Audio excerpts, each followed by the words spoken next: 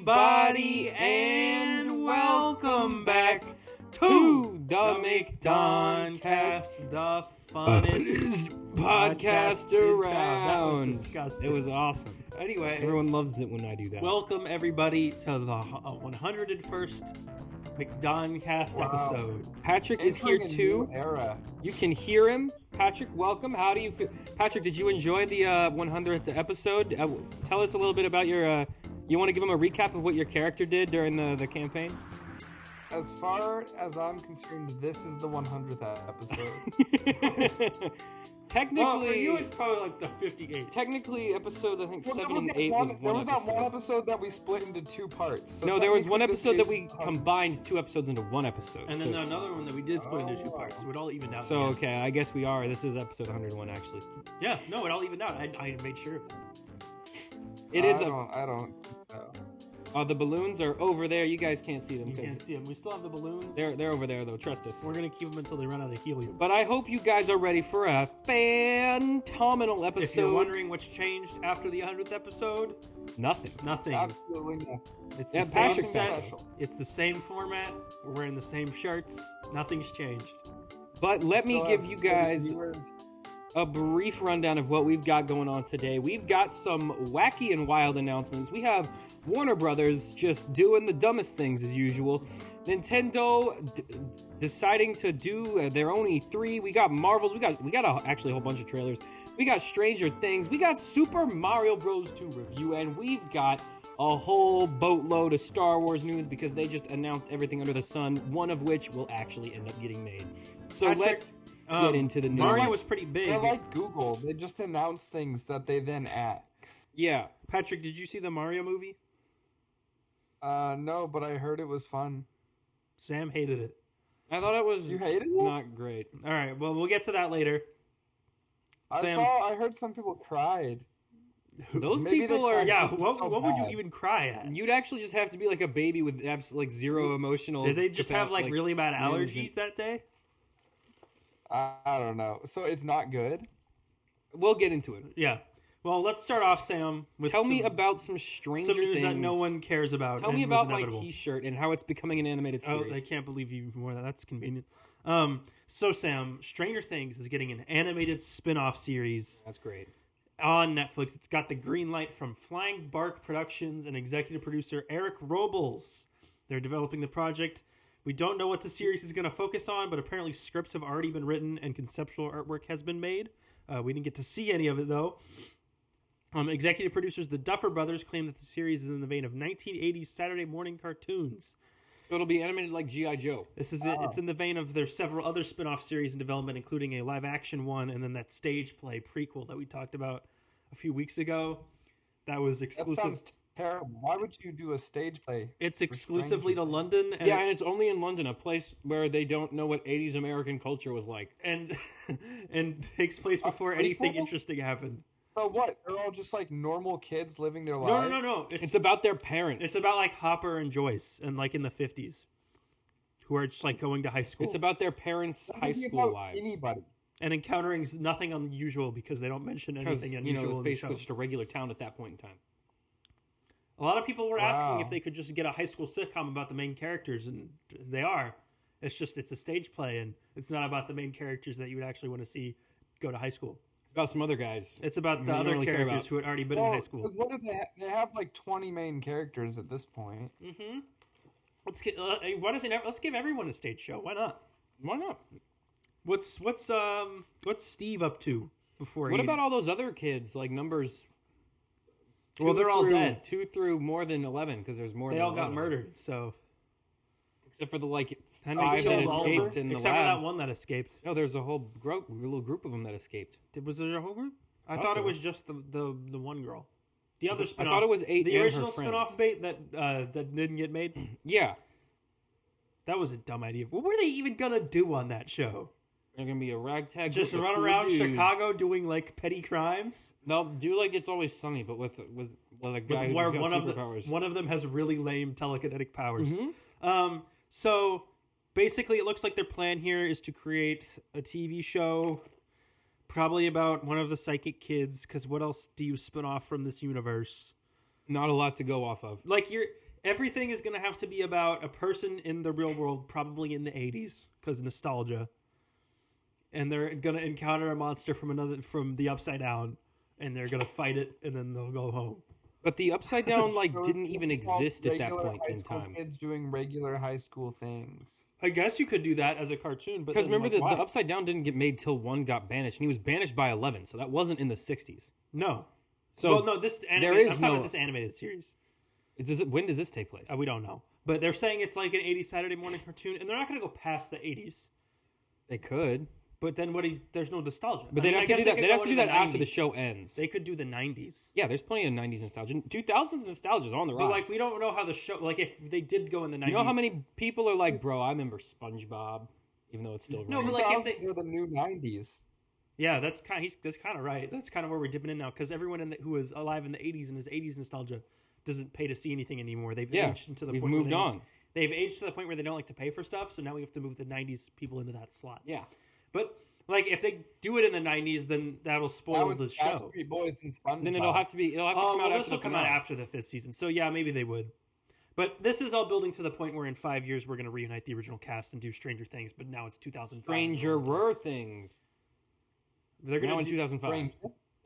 Remember how Stranger Things was really just a ripoff of It? Sure. It's about kids on bikes fighting an evil monster who wants to eat them. Yeah, but he's not trying to eat them. The Demogorgon was in season 1. Yeah, but the Demogorgon's like baby mode now. But that was like they kill Demogorgons like every day. The original Stranger Things was just what if we did It, but it's like but the monster isn't clever. It's just a regular monster, so it's easier to beat. So we can. Well, how did they even kill it? They just like hit it with a bat. They just hit it and set it on fire, right? Yeah. They should have just used a flamethrower. Yeah. Well, no, because it was like a hairspray. Remember the teenagers do it. Just use a hairspray can. They light their own house on fire and hit it with a bat.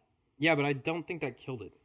I think it did. Something killed it. I don't remember what it was. It doesn't matter. Anyway, it might not have even died. No, I remember 11. Oh, 11. Yeah, 11. Well, she doesn't kill it though. She just pushes it into the upside down. Or it rips it apart. I don't know. It doesn't matter. Who cares? She was stuck in the upside down, I think. Right? Anyway, Sam. I don't know. Who cares? Let's move on to a thing that some people care about. Did you guys hear Millie Bobby Brown is engaged? I did. Yeah, she's engaged. Bon Jovi's son. Is it his grandson or his son? Maybe it's his grandson. It's probably his grandson, right? Because how old? Bon Jovi's like 70. Yeah, but she does have. I don't know. There was that John Bon Jovi. John Bon Jovi's 61. How old is his son? So it could definitely be his son. It probably could. Yeah, I mean, as long as he's not like 40, his son isn't. Then it's not. How old's weird. His son? Let me look it up. Just look up how old is personal life. Here we go. Look up how old is her fiance. Jake Bon Jovi. He's 20, and she's 19. Okay, it's an age-appropriate. This is an age-appropriate relationship. Whoa, that's I think the first time we've ever seen one of those in Hollywood. I'm sure there will be no creepy pedophiles reacting to this in a strange way on the internet. No, that means they're gonna break up in like a month. What? If it's an age-appropriate relationship, they'll break up in like a month. She's 19. I feel like that's a little bit young. Yeah, but he's 20, so that means they started dating when he was hopefully 18. Yeah, but I'm 20. I'm 20 and I'm not married. Sam, what? They're getting married. They're getting married really early, but I'm saying he was.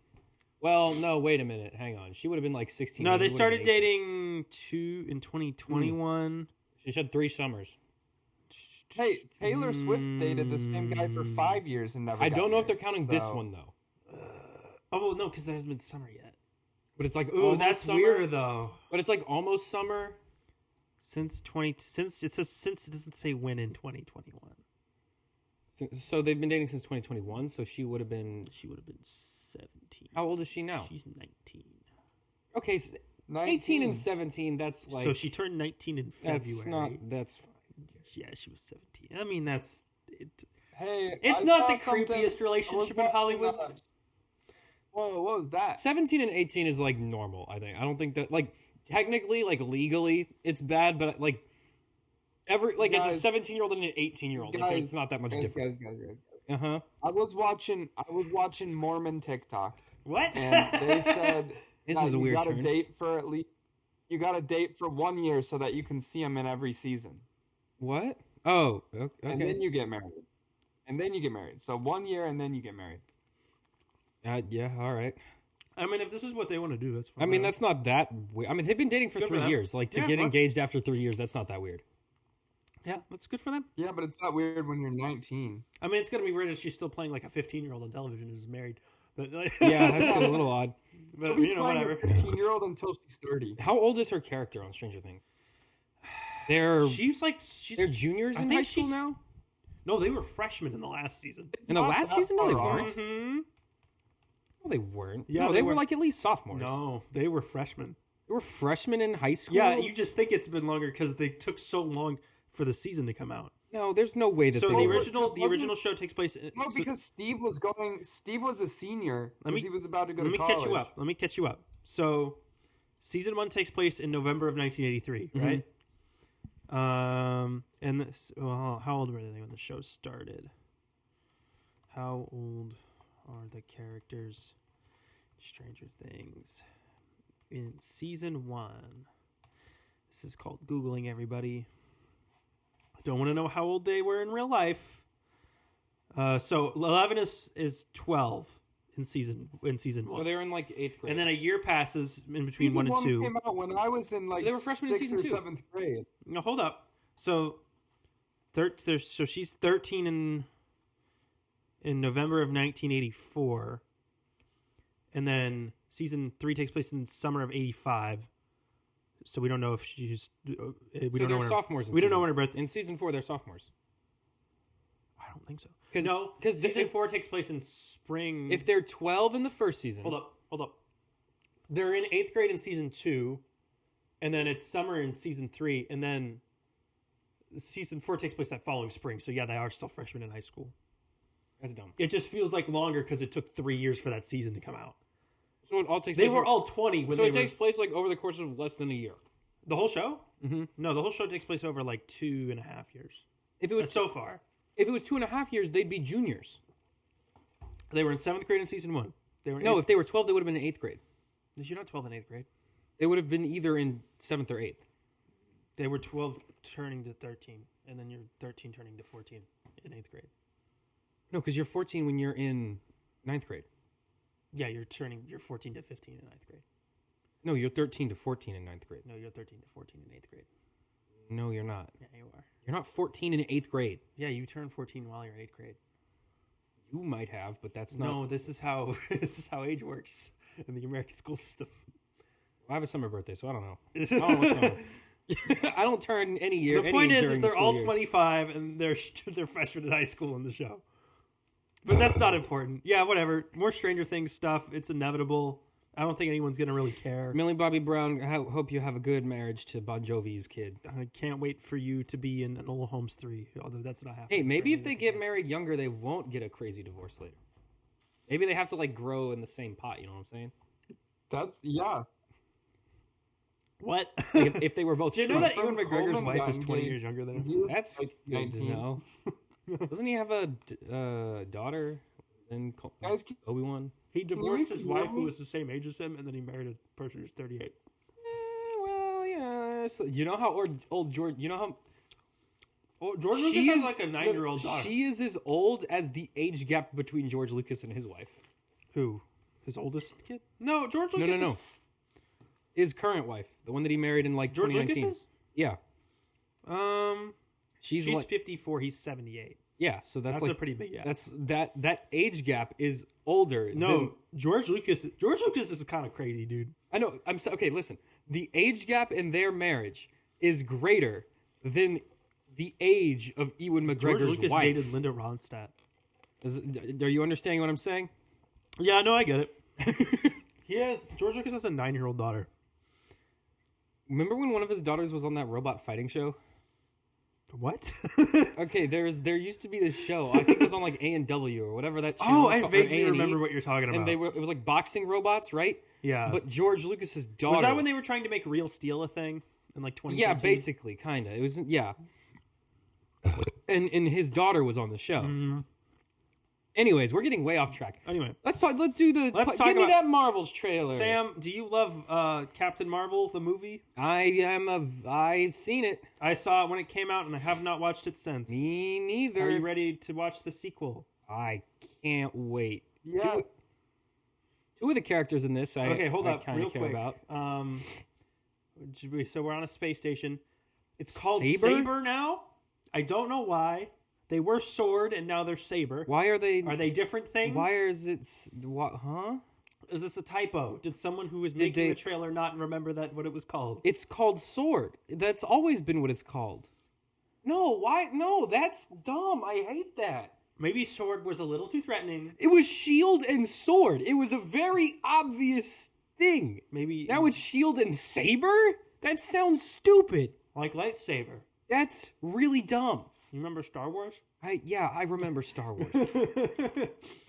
Look, everyone, look, it's Nick Fury. He's back and he's old. Oh, so they are swapping... Oh, by the way, he's definitely going to survive Secret Wars, by the way. Okay, so they are swapping places. I don't remember, when we were arguing about whether or not she swapped or transformed, I don't remember what side of the argument I was on. You were on Transformed. You were staunchly on Transformed. I was trying to remember. We yelled about it for like 30 minutes. Yeah, no, everyone in the crew said that they switched. We argued about it for like 30 minutes, but I don't remember. I was right. I was trying to go back and like find the episode. I was like, I don't remember what side of the argument I was on. You thought she had transformed. Well, yeah, because she does that in the comics. So I was like... But her powers are weird in this now. They changed them. Oh, by the way, okay.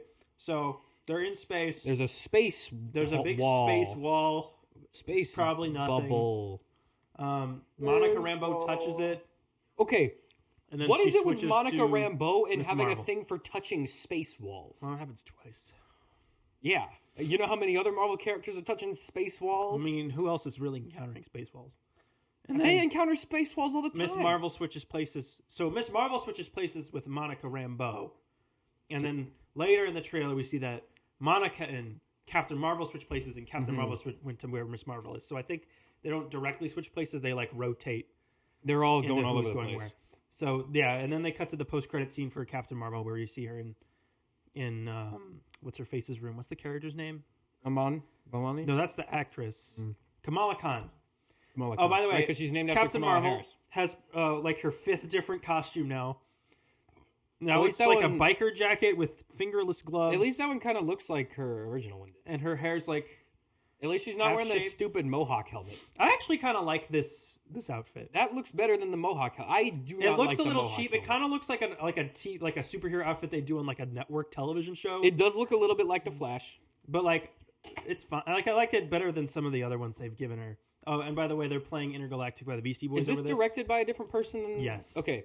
Because I want to see... It's Nia DaCosta from I need to see if it was the director's fault or Brie Larson's fault for why her character had like zero emotions in the first one.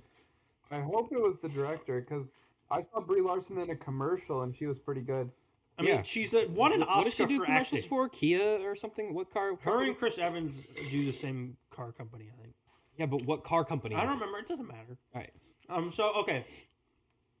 She's just dressed in... They went back. So they switched back, and then so Monica and Nick Fury show up at Kamala Khan's house. Now, is this real Nick Fury or fake Nick Fury? My guess is this real Nick Fury for this show. Because I feel like they're gonna wrap all the Skrull stuff up in Secret Invasion. Because after you do Secret Invasion, what do you do with them? So, she's also kidnapped 2 dudes. Yeah, that's 2 guys, and then I just want to say. Everybody enjoy Kamala Khan's current suit while she has it, because later on in this trailer we see her new suit and it looks terrible. I don't know if I saw. Oh, Monica Rambeau's suit right now is also just like a leather jacket. It's exactly like her one in the comics. But that's pretty cool. She can like phase stuff with light powers. They switch places again. Yeah, it doesn't look bad. It's fun. It's a fun trailer. My problem is that this movie has apparently been reshot like 4 times. Yeah, that's not a great scene. Yeah. Oh, by the way, Goose is back. Remember the cat? No, name one movie that had a bunch of reshoots and then wasn't good. Every movie that's happened to. Actually, wait, didn't Endgame have a bunch of reshoots?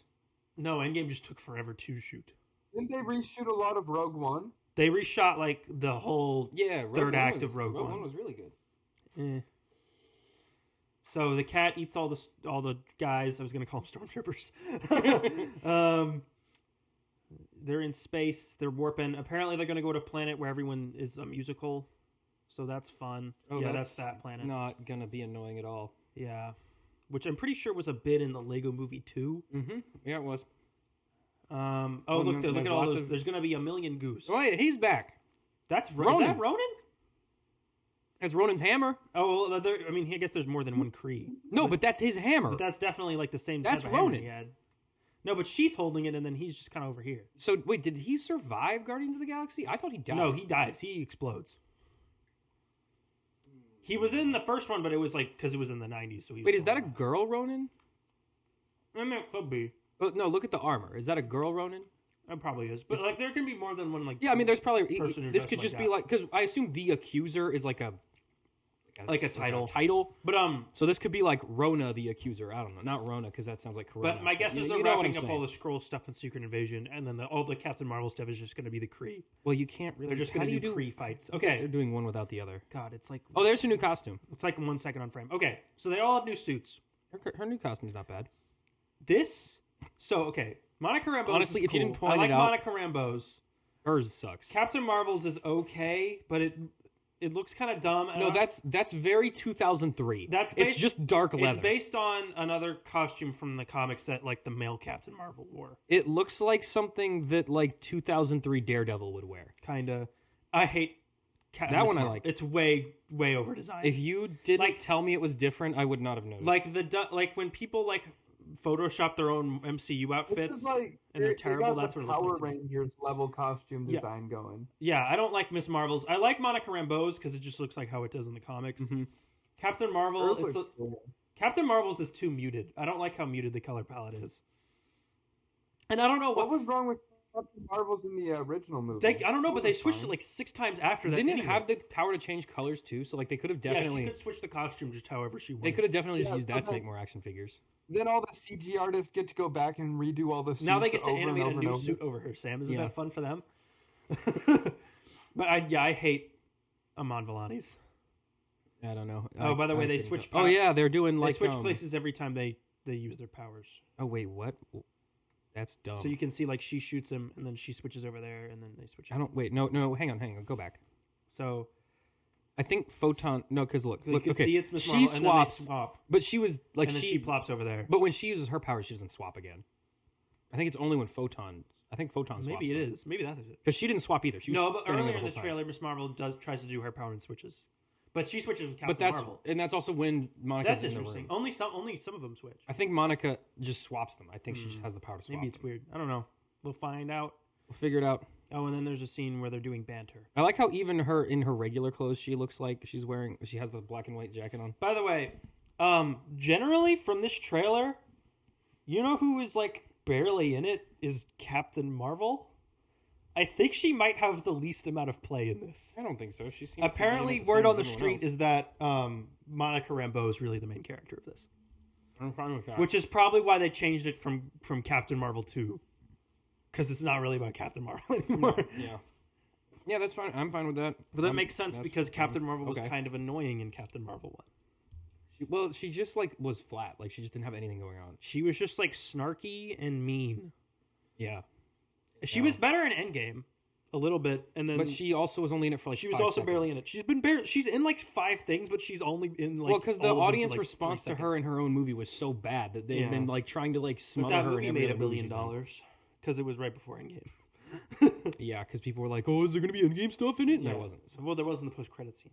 There was one like thing of him pressing the beeper. But the trailer's good, but I don't know, man. That many reshoots is like never good. Yeah, I don't know. And having to delay the movie. Sometimes you do the reshoots to make it better. Yeah, but also you wouldn't need to do the reshoots if the idea was good in the first place. Yeah, the reshoots are kind of. If you thought through the movie beforehand, then you wouldn't have to reshoot it 4 times. They're kind of a symptom in of themselves. And it was good. They basically remade the entire movie, and it was good. Which one? Solo. What? Solo was really lame, though. You mean when they made the movie twice and the version that came out was worse? I'm not saying it was awesome, but I'm saying it wasn't a pile of poo. But it could have been better. I think Solo looked like a pile of poop because the lighting was so bad. Well, yeah, but I think Solo was just... It didn't look nearly as bad as, Thor... The newest Thor. Thor Love and Thunder? Thor Love and Thunder looked fine. It's just nothing happened in that terrible. movie. Gore looked cool. Oh, we have a synopsis. Everything in that movie looked bad. Sure, give us a synopsis. Okay. Carol Danvers, The a.k.a. lighting at the beginning of Spider-Man, No Way Home, What are you saying, buddy? where everyone looks like they're just floating, even though they're standing on something. Oh, you there's mean no the light entirety of No Way source. Home? Okay, talk about Marvels. Okay. Carol Danvers, a.k.a. Captain Marvel, has reclaimed her identity from the tyrannical Kree and taken revenge on the Supreme Intelligence. But unintended consequences see Carol shouldering the burden of a destabilized universe. When her duties center to an anomalous wormhole linked to a Kree revolutionary, her powers become entangled with that of a Jersey City superfan, Kamala Khan, a.k.a. Miss Marvel, and Carol's estranged niece, now Saber astronaut Captain Monica Rambeau. Together, this unlikely trio must team up and learn to work in concert to save the universe. Maybe they changed it to Saber because they were like the villain in WandaVision. What? Because remember, the CEO of S.W.O.R.D. in WandaVision was like a bad dude. So he was evil suit guy.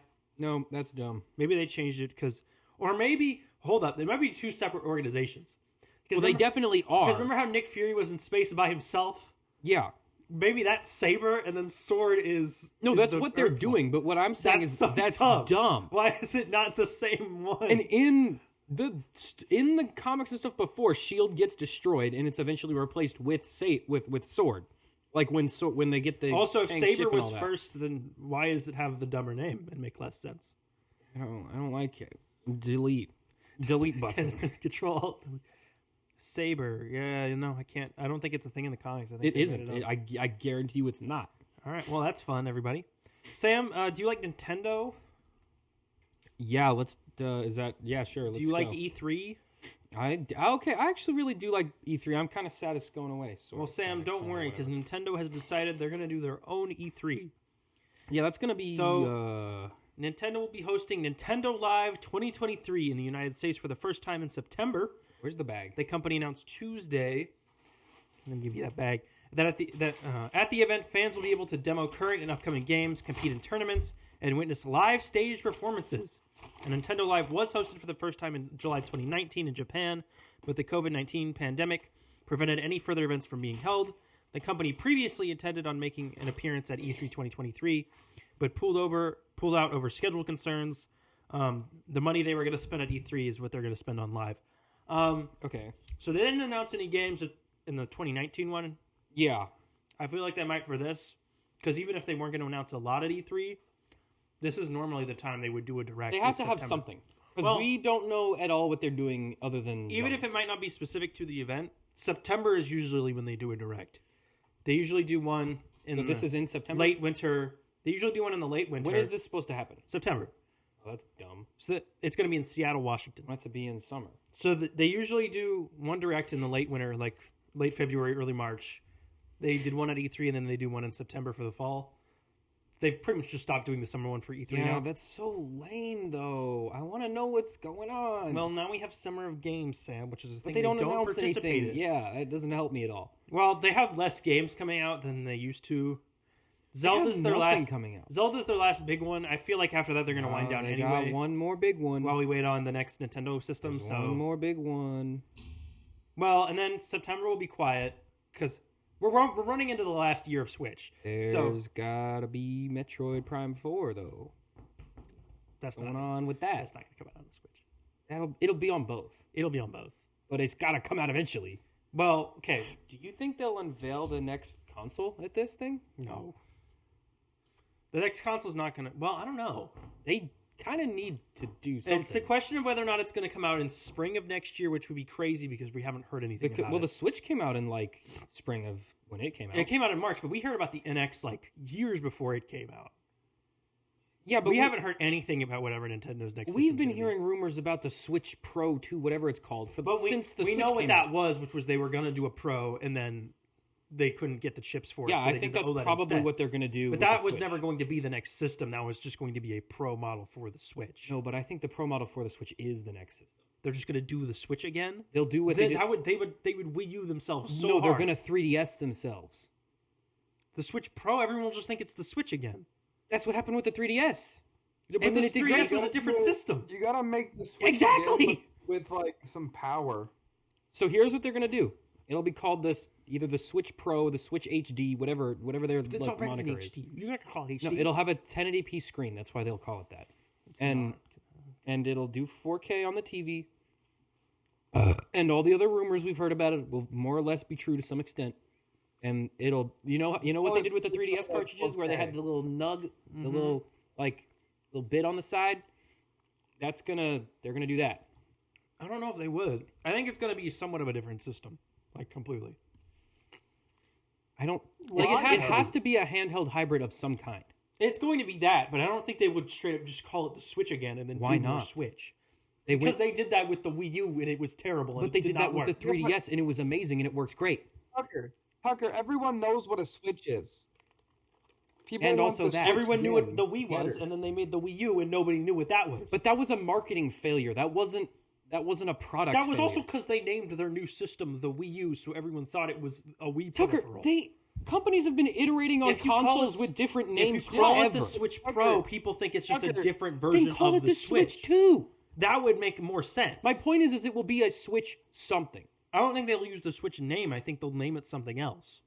Why would they name it something else because that's what they've done for every other home console they've ever made. But it's not just a home console. It's also a handheld. They only do it when they make a thing that's like way different than the thing before. Because they did the Game Boy and the Game Boy Advance. No one got those mixed up. Everyone understood the Game Boy Advance was an upgrade. But those were straight up handhelds. This, for all intents and purposes, is the home console system. It's both. They treat it more like the home console system because that's what it is. But also, it's both. It's both. But they're not going to market it like they would a handheld. They're going to market it like they do a home console. Well, they've been marketing it like it's a handheld since it came out. Market a Switch. If you compare the Wii U ads and the 3DS ads and the Switch ads look a lot more like the 3DS ads than they do the Wii U ads. Why did Sony call it the PS5 and not the PS4 Pro? Because Sony knows how to name things. You're telling me that you trust the company that named the successor to the 3DS the new 3DS. You trust them to come up with a good name? No, Sam, it's gonna be Switch something. Sam, them naming it the new 3DS is why I think they won't call this the Switch Pro. Tucker, we're going up the new Switch. You're forgetting what company we're talking about. Name me one time Nintendo learned their lesson. They don't. They did. The Switch was in a lot of ways them learning their lesson. Yeah, but what happens every time things are going good for Nintendo? Sometimes they screw it up. They make a big dump. Oh, okay. Well, no, that's not true. Yeah, it kind of is. They did the 64. That was a big hit, right? That was good. And then they did the GameCube, and the GameCube was great. That's true. But it just didn't sell well because the PS2 was dominating at that time. Yeah, exactly. So then they started to fall off during that era. No, and then they did the Wii and they exploded again. Yeah, so... And then they did the Wii U, and that was them being really dumb. And now they're doing the Switch, and the Switch is a big hit. So now it's time for them to do a big dump. But I think they could do two in a row. Guys, was the Wii U actually bad or just a marketing thing? No, it was actually great. Like the Wii U console was pretty good, and then it was horribly marketed, and it did not appeal to people over the age of, 11. Or at least they thought it wouldn't. Also, it was named the Wii U, and nobody knew what that meant or what it was. Yeah, if they had just called it the Wii 2, it would have done fine. It would have done better. It would have done You wanted to scream new. You wanted to scream new, cool, hip, new thing for the Switch. So we should stick the word new on it. Are you saying, what you want it to be named, or what you think it'll be named? No, I think it will be named Switch some subtitles, some other moniker. I don't think they'll say for some reason they don't want to call Nintendo. anything Nintendo has never, in the history of every single product they've ever made, they have never straight up stuck a number on it. Well, they did, unless the number was completely unrelated to everything else. But they did do the Nintendo Entertainment System and then the Super Nintendo. So then they'll call it the Super Switch. They wouldn't call something Super. But now, you have the idea. 1991. You see what I'm saying? It's going to be the Switch something or the something Switch. It's not going to. It's not going to be Switch 2. They're not going to call it I think it's going to depend on how actually different the console itself is. It's not going to be that different. If it's the Switch, but it's more powerful and the controller looks different, yeah, I think they could call it the Switch 2.0. Because they said But if they actually changed something about the way it works, then I think they'll call it. Because they said they gave up. Sorry, you go. Don't they want backwards compatibility with all the games? No, they hate backwards compatibility. They hate it so much. They want you to pay for NSO. They'll lock all the backwards compatibility behind NSO. No, they said whatever. Because I think in an interview, Miyamoto or one of the guys, they said Miyamoto. That like they gave up on trying to do their new video game control thing. Like when he said, "We're trying to rethink how we do video game controllers," they said that they gave up on whatever that experiment was. Well, they said they gave up on trying to figure out a way to control a game other than like using a controller. Yeah. Which what does that even mean? And how exactly? Does that so that's why that I don't think the controller is going to be that different. The only other way is keyboard and mouse. I think video game controllers. Motion controls. Well, the Switch has motion controls. That's very Nintendo. No, but just straight up like we're going back to Wii modes. Yeah, they could, but they won't because then you can't make it portable. Like, okay, we know. Here's what we know for sure. They're not going to separate all their divisions. No, they can't. They can't. That would be a waste of millions of dollars. That was just not going to happen. Yeah, they have to do millions of dollars in corporate restructuring for no reason. It's going to be, for all intents and purposes, a Switch 2. Like that's what the next console is going to be. Yeah, it's going to be another handheld console. Some version of that. We've had rumors circulating around for about 7-ish years of, the hardware that's going to be in the next version of the Switch. Whether or not it's called a Switch Pro or whatever that ends up being. No, well... We know that we have some idea of what their plans were. If you bought a Switch 1, that was a great investment because that just lasted you like 8-9 years. Yeah, but that's because they weren't able to do anything else. All console generations are lasting about 7 years now, but... What we know about the Switch Pro was that it was going to be a Pro model. We don't know what the next console is, like the next new console. It's a Switch. No, but if the next console is some version of the Switch, then for all intents and purposes, it's a Switch Pro. For all intents and purposes, it's a Switch Pro. Because it has to be just an upgraded Switch. They would piss a lot of people off if after 7.5 years they come out with a new system and it's just the Switch and the screen's a little better. It would only make people mad if it doesn't have any new games. People don't care what the console looks like as long as it has the games they want to play. Is it going to be more powerful though? That's the question. Yes, obviously. But how much more powerful? It has to be. Can it run a PS4 game is the real question. It will have to be able to run a PS4 game. It'll just straight up have the iPad can run PS4. And this version of it has to be at least as powerful as like a smartphone from like 3 or 4 years ago. Nintendo system even run a PS4 game no matter how good the technology is advanced? Yeah. It could probably absolutely the Tegra processor that the Switch is using now, there are newer versions of that can run that. So I'm just asking. Even if we just straight up let's assume they just literally buy the best the next version of every component that's in the Switch right now, if they straight up just did that, it would be able to run PS4 games no problem. I mean, look at the Steam Deck. The Steam Deck runs... But the Steam Deck is also stupid expensive. No, but listen. But it's also a much nicher product. So they have to make it more expensive because they actually make money on sales of the console. The Switch loses money on console sales. So hey, let me finish what I was saying. I'm not talking. The Steam Deck's been out for a while now.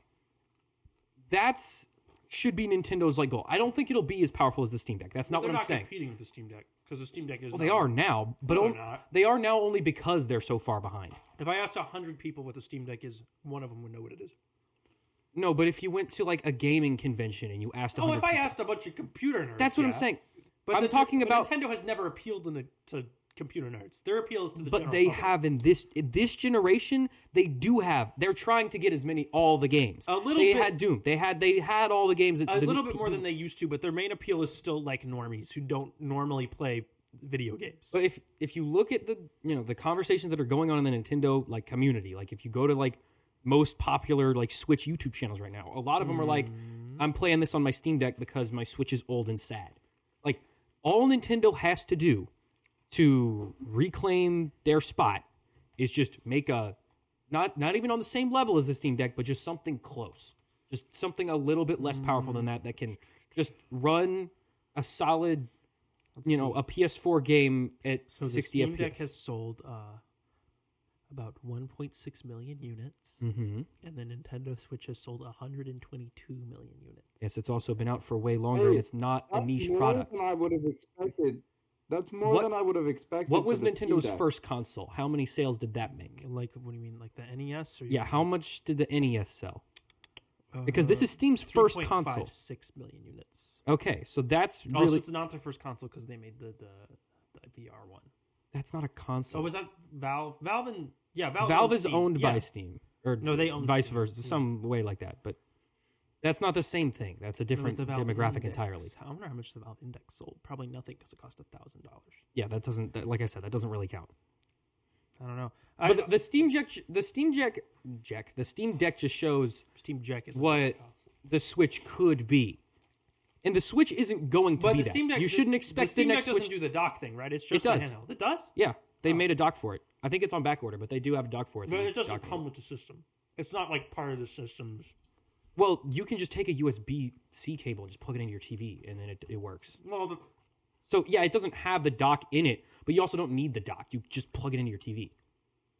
but the dock is for like people who just like know that I put thing in dock and it goes on television. Yeah, but that's not the Steam Deck is made for people who are gonna be exactly. A little bit more That's why it's different. But that's what I'm saying. Yeah, that's why the sales are so much smaller, is because the Steam Deck isn't going for everyone. Yeah. It's just going for this group. It's going for nerds. But that group is one that Nintendo had a monopoly on until the Steam Deck came out.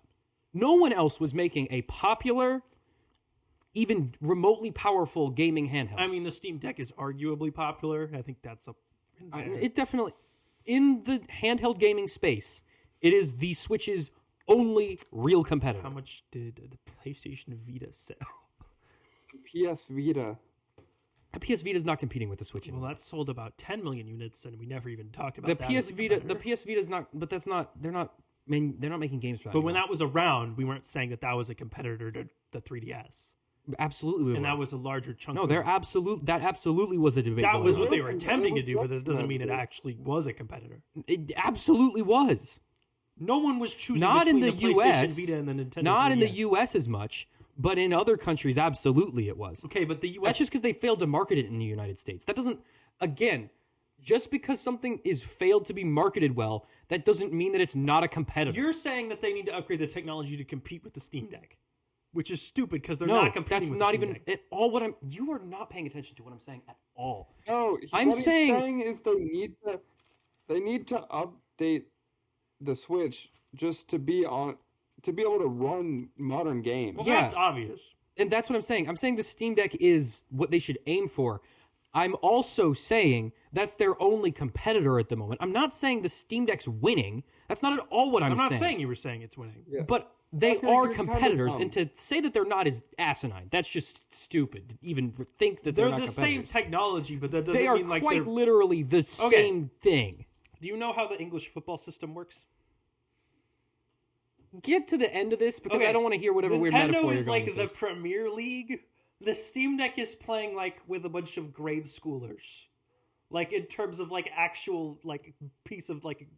That's not how competition in a business works. That's not who has the biggest piece of the pie doesn't change the fact that they're still competing. I know, but I'm saying like Nintendo is not thinking about the Steam Deck at all. I can tell you that now. They do not even care. I know that. But they are going to need to care soon because the Steam Deck's only going to get better over time. It's going to get better. But It's going to get better. It's going to get more popular, and it's going to get easier to use. The Steam Deck is very hard to use compared to the Switch. Exactly. And it will get better. And then when it starts getting better... Well, we don't know. It depends on how much Valve actually cares. They seem to actually... They're actually kind of like going all in on this one. So, assuming they continue to make it better, if Nintendo goes full in on this handheld console hybrid, that will eventually become a problem for them. Nintendo didn't used to think that, Microsoft was a real competitor either. And look what happened there. It's true. It's not even Microsoft is pooping on Nintendo right now. Like, Nintendo doesn't have anything to do with them. No, they're not even competitors anymore. They didn't think Sony was a competitor. They didn't think Sony was a competitor because when they didn't really care when about the Xbox came out, Nintendo was a competitor in like the hardware space. Like they were actually trying to compete on a hardware level. And after the Xbox came out, they dipped, they left. They were like, screw this, we're losing. They could go play Wii Sports and they won. Nintendo is a lot like Apple. They're a very proud company.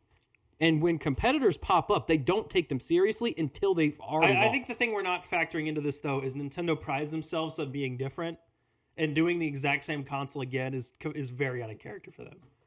It's out of character, but in this specific case, they've never been locked into a position where they basically have to do a certain thing. Because, they could go totally left field and split their... This one's only playable on CRT televisions, and you have to control it with a foot pad. Yeah, they could go like totally left field and split their divisions again. But that would cost them so much money. I think it might actually end them completely as a hardware sales. What if they just ditched handheld completely and just went full in on home console? Mm-hmm. They'd lose immediately. They lose. No, think about it. I'm just asking. I just want to see. Like, let's assume that their next, Switch, whatever, their next console is 4 times as powerful as the Switch, right? Mm-hmm. Still doesn't compete with an Xbox. Still doesn't compete with a PS5. Yeah. They lose that fight immediately. Gotta be like, but Mario, what about Mario? Nintendo's strongest, front in the gaming war, right, has always been the handheld space. Well, it's always been their Game Boys, it's always been their DSs, and it's been their Switch for the last couple years. Handheld is where Nintendo wins. Think about this though. When Sony and Xbox were doing... Okay, guys, I gotta go sleep because I got an 8 a.m. All right, bye-bye, Patrick. Everybody say goodbye to Patrick. Wave at your phone. Say bye-bye out loud. I'm going to pause real quick and fix the audio thing. Okay. Maybe if my mouse doesn't disappear and go to a different screen. All right, there we go. But yeah, they've Nintendo's strongest ground has always been their handhelds. If they do decide to pivot one direction only, it's going to be towards handheld. It's not going to be towards home console. They were massively underpowered with the Wii, where they tried to compete only in the home console space. But they weren't competing only in the home console space. There was a DS. But the Wii on its own outsold the PS3 and Xbox 360. But that was a very different time. They can't do that again. Why not? Because they've already captured that demographic. The reason why the Wii was so successful is because it captured a whole new demographic that other consoles just didn't think existed. Yeah, grandmas. But they have that demographic now. The Switch already has those people in it. Mm-hmm. Like, it might not have the grandmas as strongly as it used to, but absolutely the Switch is way more popular with families and grandmas than an the Xbox. PlayStation 5 is, yeah.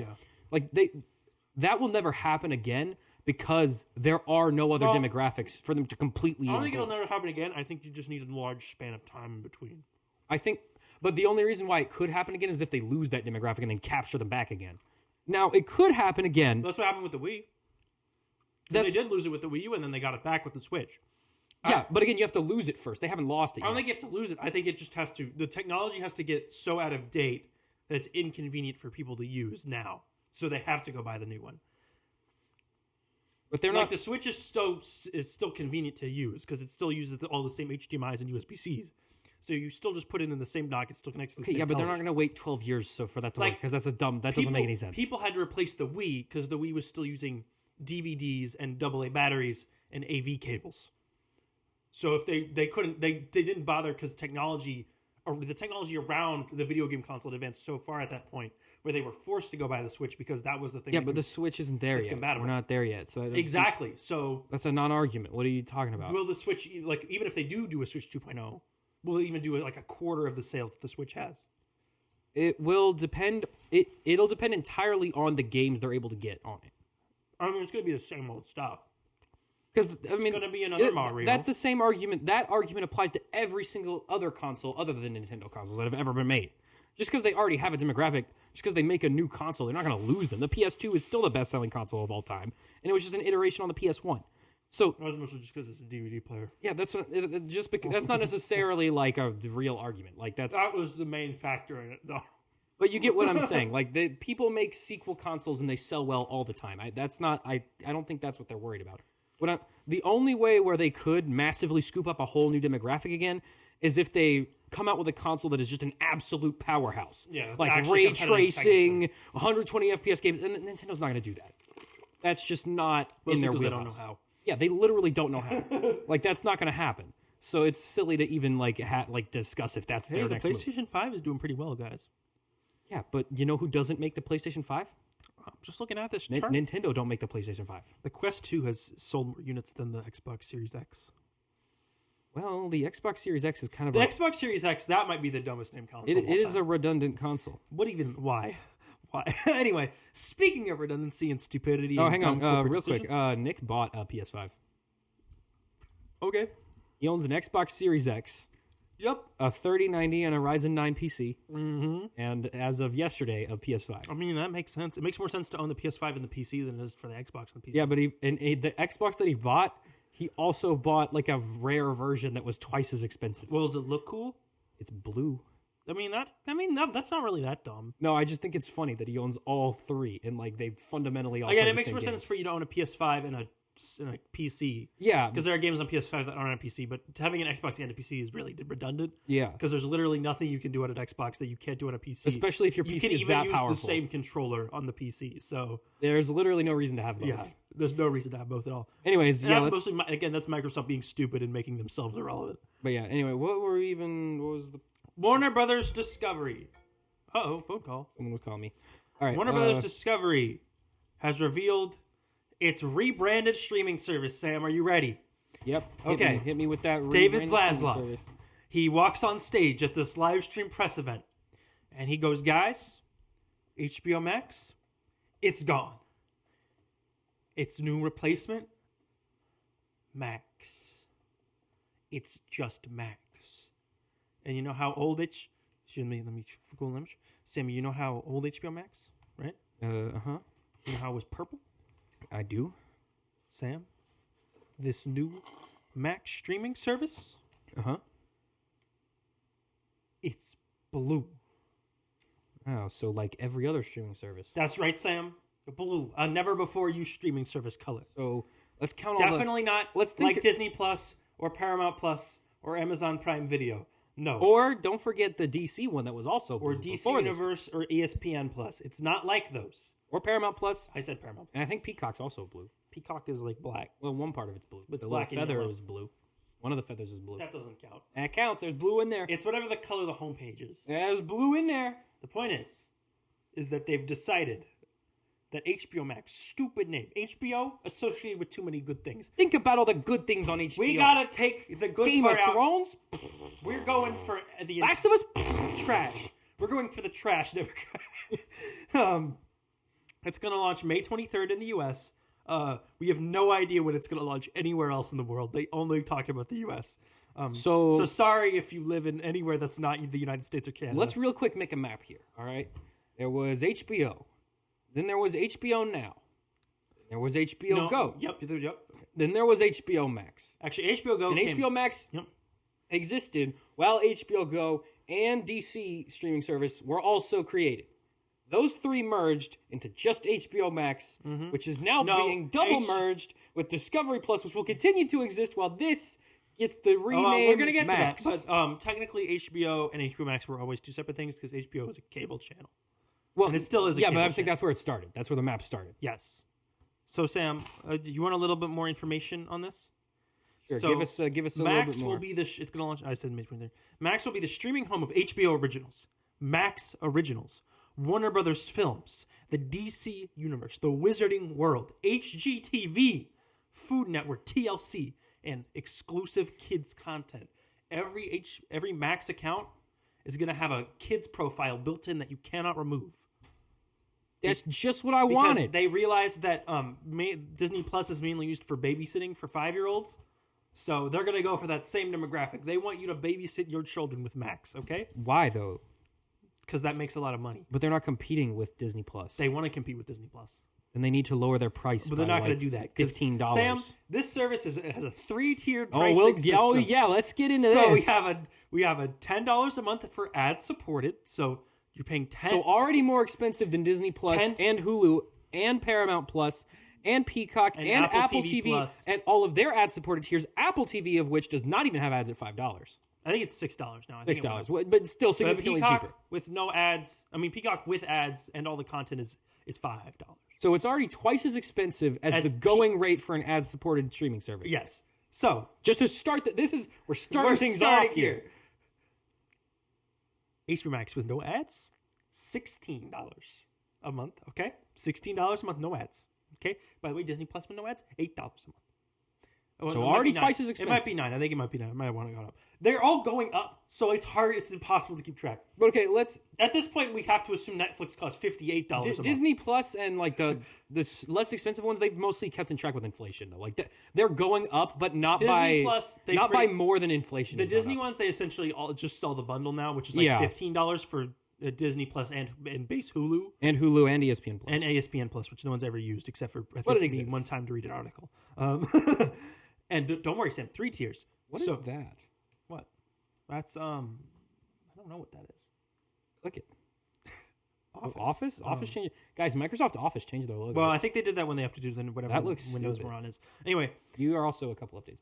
Probably. I don't care. Because that little bar has like little pictures in it now. Ooh. By the way, Sam. 3rd tier, $20 a month. 20. Hold up. Talking Netflix numbers now. That's right. The ultimate ad-free tier. You want to know what the difference is between the other tiers and the ultimate ad-free tier? Absolutely. So the ultimate ad-free tier will allow up to 4 screens at a time. So we're back to restricting screens like Netflix does. So the other ones will only allow 2 at a time. That's the only way you're going to be able to watch anything in 4K UHD. Oh, yeah. Is if you buy the ultimate ad-free, which again costs $20 a month. So HD and ad-free, that costs extra than just HD or ad-free? So you get 1080p base resolution for the ad-supported tier and the ad-free tier. Okay, well, 1080p, that's fine. For the ad-supported tier, that's pretty good because Netflix like makes you watch. Yeah, they lock you down to I think 480. You have to watch it like through like a potato. Like you have to carve a hole in a potato. You have to go get some swimming goggles, go underwater till they fog up, and then watch. And then that's when you're allowed to watch Netflix. But and if you want to pay for it yearly, ad-supported tier $100 a year, ad-free $150 a year, ultimate ad-free. That math doesn't math. Now, Sam, I know what you're thinking. Are we gonna have any UI changes? I'm guessing no. So, Sam, blue. Oh, okay. Well, that's not really a UI change. No, this is trust me. Technically, that's a UX. This is a big change, Sam. Technically speaking, that's a UX change, not a UI change. Nobody knows what that is. UX is user experience. UI is like the actual where the buttons are and like how well that changed too. So these are the new features they advertised: premium video playback, personalization, which means they're going to use somewhat of an algorithm now. Simplified navigation. There'll be less buttons on screen at any given time. It'll look less stupid. So those have you ever tried to get to a series on HBOmax from your like recently watched? Okay, honestly, HBOmax is one of the better UIs around. No. I hate it for this specific reason. What's wrong with the thing? So if you go to your recently watched, it'll have your next episode for the series or like where you left off. So I got my continue watching page. It's just a big list. It's kind of like where I'm at. So underneath your continue watching page, there's a list of other stuff, like other shows. Yeah. Right? That stuff usually doesn't have what's in your recently watched in it. No. So let's say you were recently watching. Just say South Park. I got an episode. I got the episode of Superman the Animated Series on my continue watching section. Okay, let's say you've already seen all that show. Yep. And you just want to watch. There's one episode you thought of today. You just want to watch that one. Yep. But your most recently watched episode you didn't finish all the way, so it's still there. Yep. You want to go to the series, and it's not on your For You page. Yeah. So I'm going to click on. So you're going to click on it, and it's going to start playing that episode. Well, no, it's going to take me to a page where my only option is to play that episode. Yes. But that's not entirely true, because if you click on the little name text of the series that is really small, I can go to the full page. Underneath the name of the episode in smaller text than that, then you can go to the page. I just got an ad for Max. And that only works on PC. On PC and mobile. Honestly, if you're on a console or a TV, you can't. But everyone but Netflix does that. You can't access the other episodes from like the actual episode. But that's really. I know it's really dumb, but like that's not okay. Max. Like I would be okay with that if when you clicked on the episode it just auto played, like it didn't bring up a page. But the fact that it brings up a page, where that's that the only doesn't option. do anything. Yeah, that's really dumb. That's what's Although stupid. I think if a thing's in like currently in progress, it'll just automatically play it. Yeah, it will. Like someone actually designed it that way. Like you realize that. Well, no. If you start playing the episode and then you press back once it started playing, then it'll take you to the episode. So if I like resume this episode of Succession and then I click back, it'll take me to the Succession. But like that's even also stupid because the back back button isn't menu. taking you back; Yeah. it's taking you some other place. True. And again, I raise to you, someone designed it this way. Okay. Someone chose to look at the options. They could have made it any way. At least They could have done anything. At least They it's chose not the to make it nightmare this that is way. the Peacock UI. Okay, but I don't expect the Peacock UI to be good. Like, I don't Peacock, expect those ones to work. which divides its sections into home, movies, TV shows, sports, and WWE. Well, yeah, that's just common. My stuff, and then channels. You want to know what the channels are? A list of those things? It's just random crap. Awesome. It's just like you want to watch a random episode of the Forensic Files. I still am of the belief that Hulu is by far the worst. The worst UI. They changed it again, by the way. It's by far the worst. It's actually borderline unusable. Hulu they changed on. I would argue on Hulu televisions and stuff. But Hulu is actually straight I'm up not logged into it on my unusable. Like it's actually the not Hulu a usable has always system. been terrible, and it always will be terrible. Like, okay, I'm Absolutely. exaggerating. You can technically use it, but I would rather like cut my fingers off with a spoon than Like- use their UI. Hulu is really dumb. Disney Plus is easy to use, but it looks just like really boring. But that's fine. I don't care if it looks boring, as long as it just works. Netflix is okay Like Disney clearly put like thought into like making their UI a little bit. It's make really sense. just a grid. But that's fine.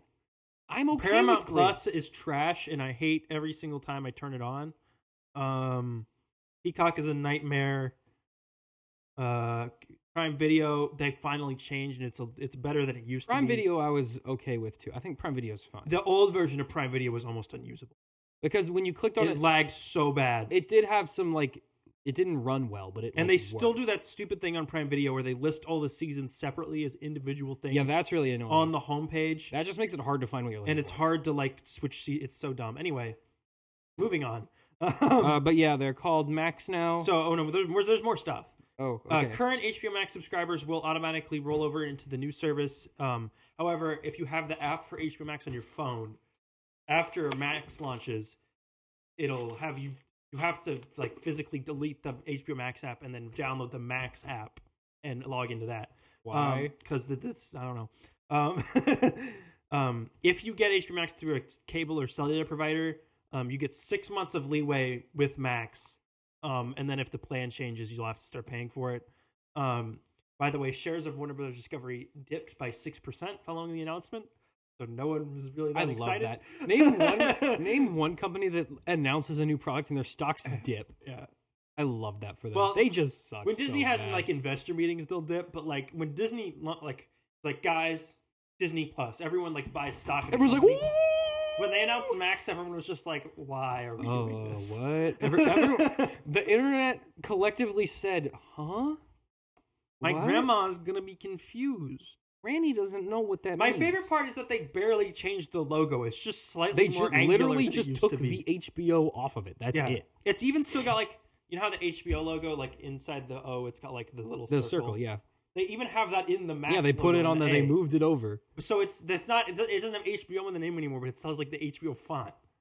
It's so dumb. They know what they're doing over there. But Sam, So here's what we got to do. we guys. got a bunch of spectacular A-list content. And real coming. quick, we need everyone go on Twitter right now, and I want you to say this: Let me tweet this. why did Cinemax make a streaming service? Because we need to, and why is it called just Max? Because we need to make sure that they know that this name is conflating their brand with a porn company. I'm confusing this brand with a company. No, don't say you're confusing it, because then they'll know that you don't actually have it confused. I'm so confused. There we go. That's better. A woo. Ooh, you're adding an ooh? Well, no, because now your credibility is done. It's shot. It's over. You think anyone on Twitter has credibility? Not anymore.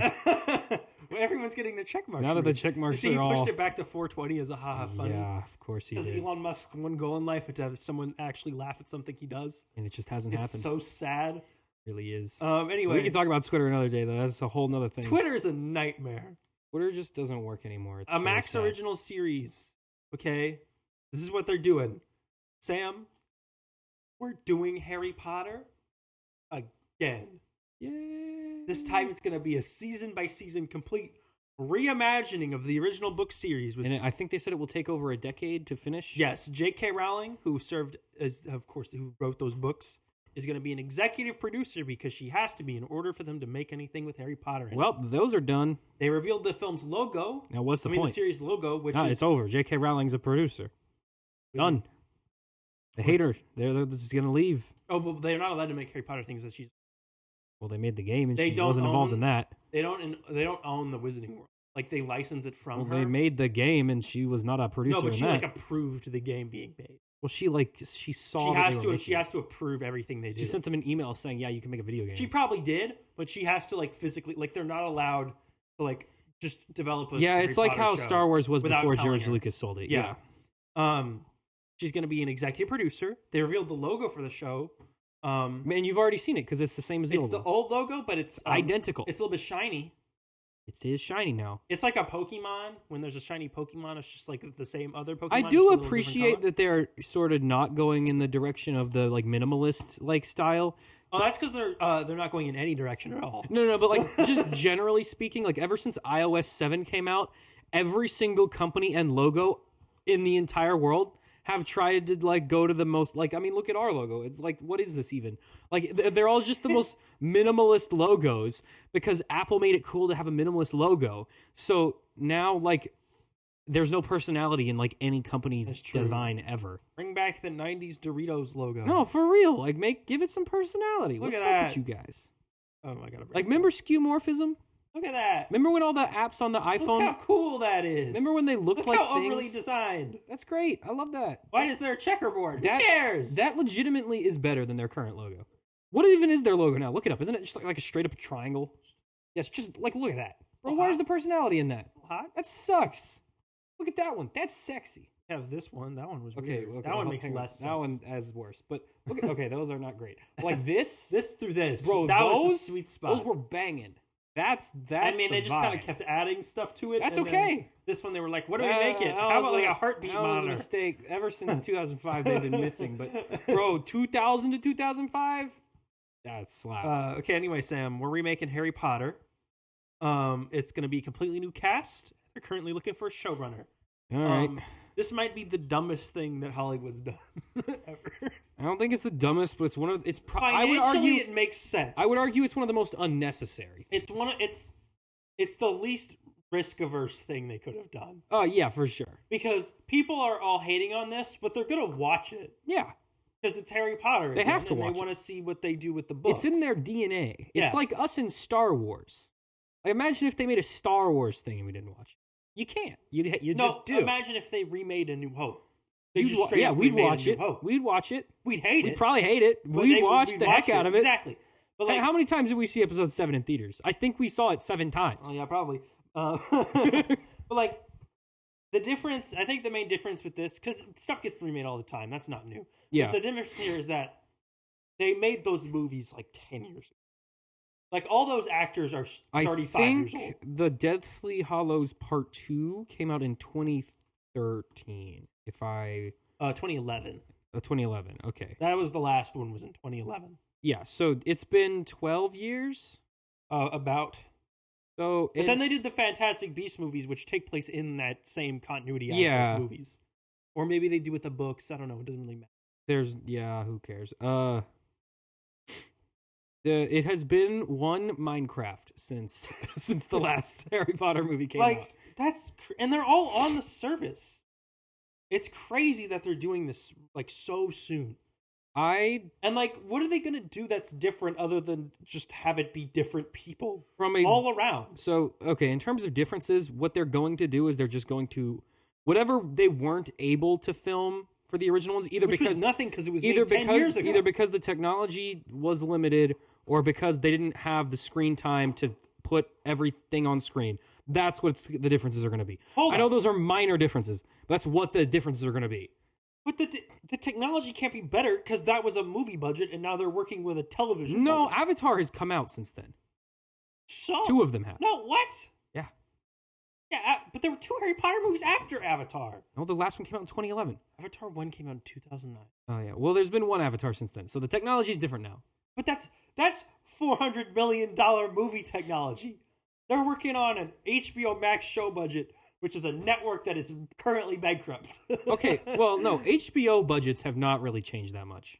HBO, well, this is a Max original. It's no longer HBO. Same thing. Well, they're still working with a TV What's budget. the episode budget for an episode of House of the Dragon?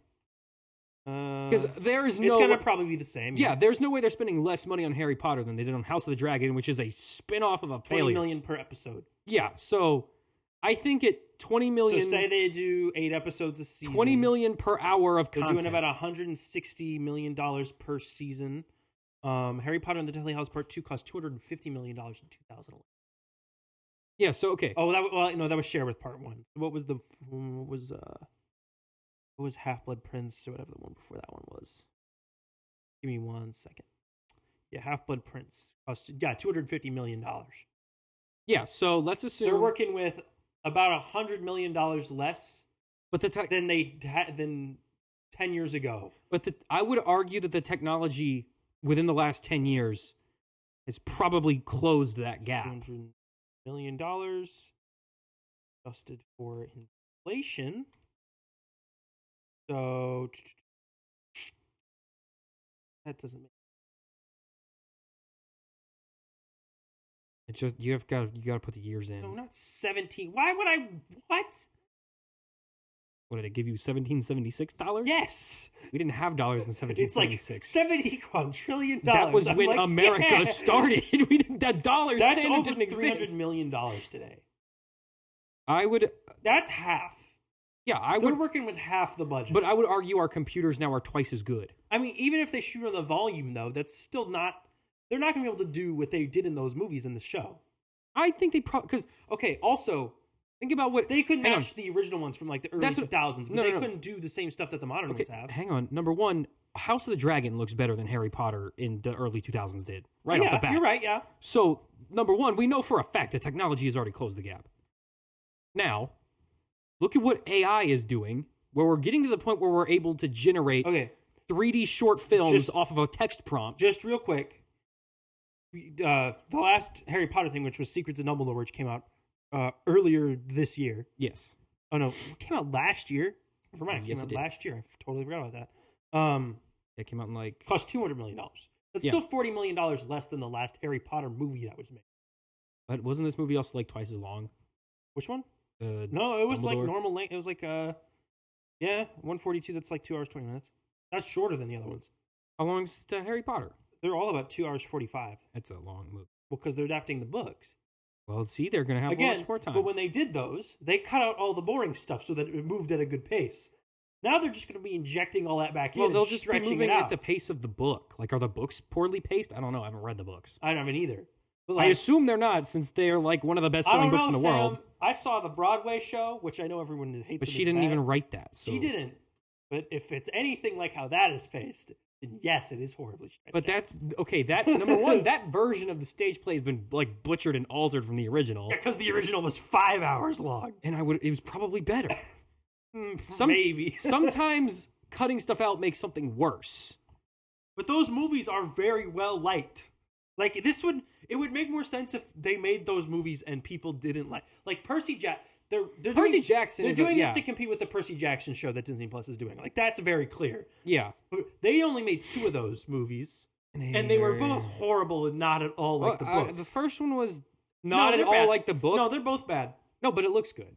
They're both bad. No, it's horrible, but it looks really nice. So, like, those were horrible. And the cast was really Those good. fans never got the real adaptation they wanted. So to do all 5 books in a TV show, which those books are very well paced for television show, because every chapter is pretty much like an episode of a show. Part 1, Part 2, Part... Yeah. Which is, to take Harry Potter, which had a series of 8 films, all of them well-liked, had critically acclaimed directors working on them. Yeah. Had John Williams doing the freaking music. Yeah, that's true. And They're not going to get John Williams back. Alan Rickman in the movies, who's now dead. Yeah, that's also... How are you going to do better than launch the careers of all 3 of the main characters, and you're just going to try to do it again? Yeah, do it. Okay, from a financial standpoint, though, this is like the smartest move they could do. Yeah. Because it's the least risk averse. Because there's no risk. There's no risk. Harry Potter fans will watch it. Because you know what it is 100%. Yeah, Harry Potter fans will watch it. Whether it's good or bad, people will talk about it, and everyone will see it, and it will run for 10 years. So the dumbest part, though, is that you give them an option not to. That is a guaranteed 10 years of show. Harry, not just a guaranteed to be successful show, but a guaranteed to be resurgence of vitality in that fan base. My question is, though, if you want to just get the original cast back and just do another movie. That would be a guaranteed $1 billion, and it doesn't even have to be good. But that's one movie. This is 10 years of content, merchandise, theme parks, that already BuzzFeed, Hufflepuff quizzes. Harry Potter is not like the Fantastic Beasts movies haven't done well because they're terrible and they're marred in controversy. But like, Harry Potter is still pretty popular. Harry Potter is doing... Hogwarts Land at Universal is still doing really well. No, but it's the same thing that happened with Star Wars. Are you going to build another Hogwarts Land? Hang on, listen. Looks like the TV it's the same thing that happened with Star Wars. Star Wars was like, it was still going strong. Like, they weren't doing any... There was no shortage of lightsaber toy sales. Yeah, and then Disney bought it, started making stuff, and it's absolutely exploded in popularity since then. Yes, it is. Financially, it was doing fine. Financially it was fine. But audiences hated what was happening because the prequels, they did not like the prequels. Yeah, but I'm talking about the time in between the prequels and Disney. Yeah, people were still really mad about the prequels. Yeah, but they were buying stuff. Stop thinking about what people thought. Not as much. They were buying stuff. Kinda. Oh, absolutely they were, because all their little kids went to go see the prequels, and they didn't care if Jar Jar was annoying. They bought 15 Jar Jar action figures. No, they didn't. They did. The Phantom Menace figures were infamous for being like melted in clearance bins because they bought lightsabers and they bought video games and they bought Lego Star Wars and they bought all the Lego sets. The conversation was really vitriolic, so there was a reason to do something else. That's what I'm saying. Because they were trying to restore like they were still doing fine as a brand, but the fan base wasn't talking about the stuff. And when they were they were still doing fine in terms of like keeping the brand was alive. Like, it wasn't dead. It was still selling stuff. There were still products coming out. They were doing things, and people were still buying them. The conversations weren't good because people didn't like the prequels, and there just generally was a lack of content being produced. They were making Clone Wars. And people liked that, but that was it. But no one was watching animated TV because it was a cartoon. That's what's going on with Harry Potter right now. People don't like the Dumbledore movies. They're constantly crapping all over the Dumbledore movies or the Secret Beasts of whatever movies. They don't like those. There's not a lot of content being produced outside of those. No one really likes those. No one's even going to see those. The game did well. The game did great, but the Lego Star Wars also did great. The KOTOR games also did great. Like, they are basically in exactly the same situation as far as I see it. That's true. And when this show comes out, it will do...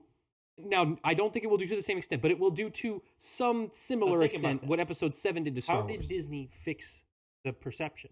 They started making stuff. No, they made a sequel, and they brought the original cast back, and they shot you with nostalgia. But could you imagine... You can't shoot them with nostalgia with this, because this is a new thing. Yes, you can, because they still when remember you see all Hogwarts again, it's a different Hogwarts. But they're not nostalgic for guy who played Harry Potter. Yeah, they are. Some of them might be. You be. think they wouldn't freak out if you did a teaser trailer and at the end Daniel Radcliffe walks out dressed as Harry Potter and is holding a wand? But they're way more nostalgic for Harry Potter than they are for Daniel Radcliffe. Daniel Radcliffe is a very big part of Harry Potter, but there is more nostalgia for the character than there is for the actor. For those versions of them. But those versions of them are not that different from what the next ones are going to be. People were nostalgic for Star Wars, right? In 2015. Mm-hmm. But they were nostalgic because it was Luke, because it was Mark Hamill, Luke Skywalker. It was Harrison Ford, Han Solo. It was Carrie Fisher, Princess Leia. Luke was in that movie for like 5 seconds. But they thought he was going to be in it more than them. People went to go see that movie over and over again. Exactly. So they obviously that didn't affect them that much.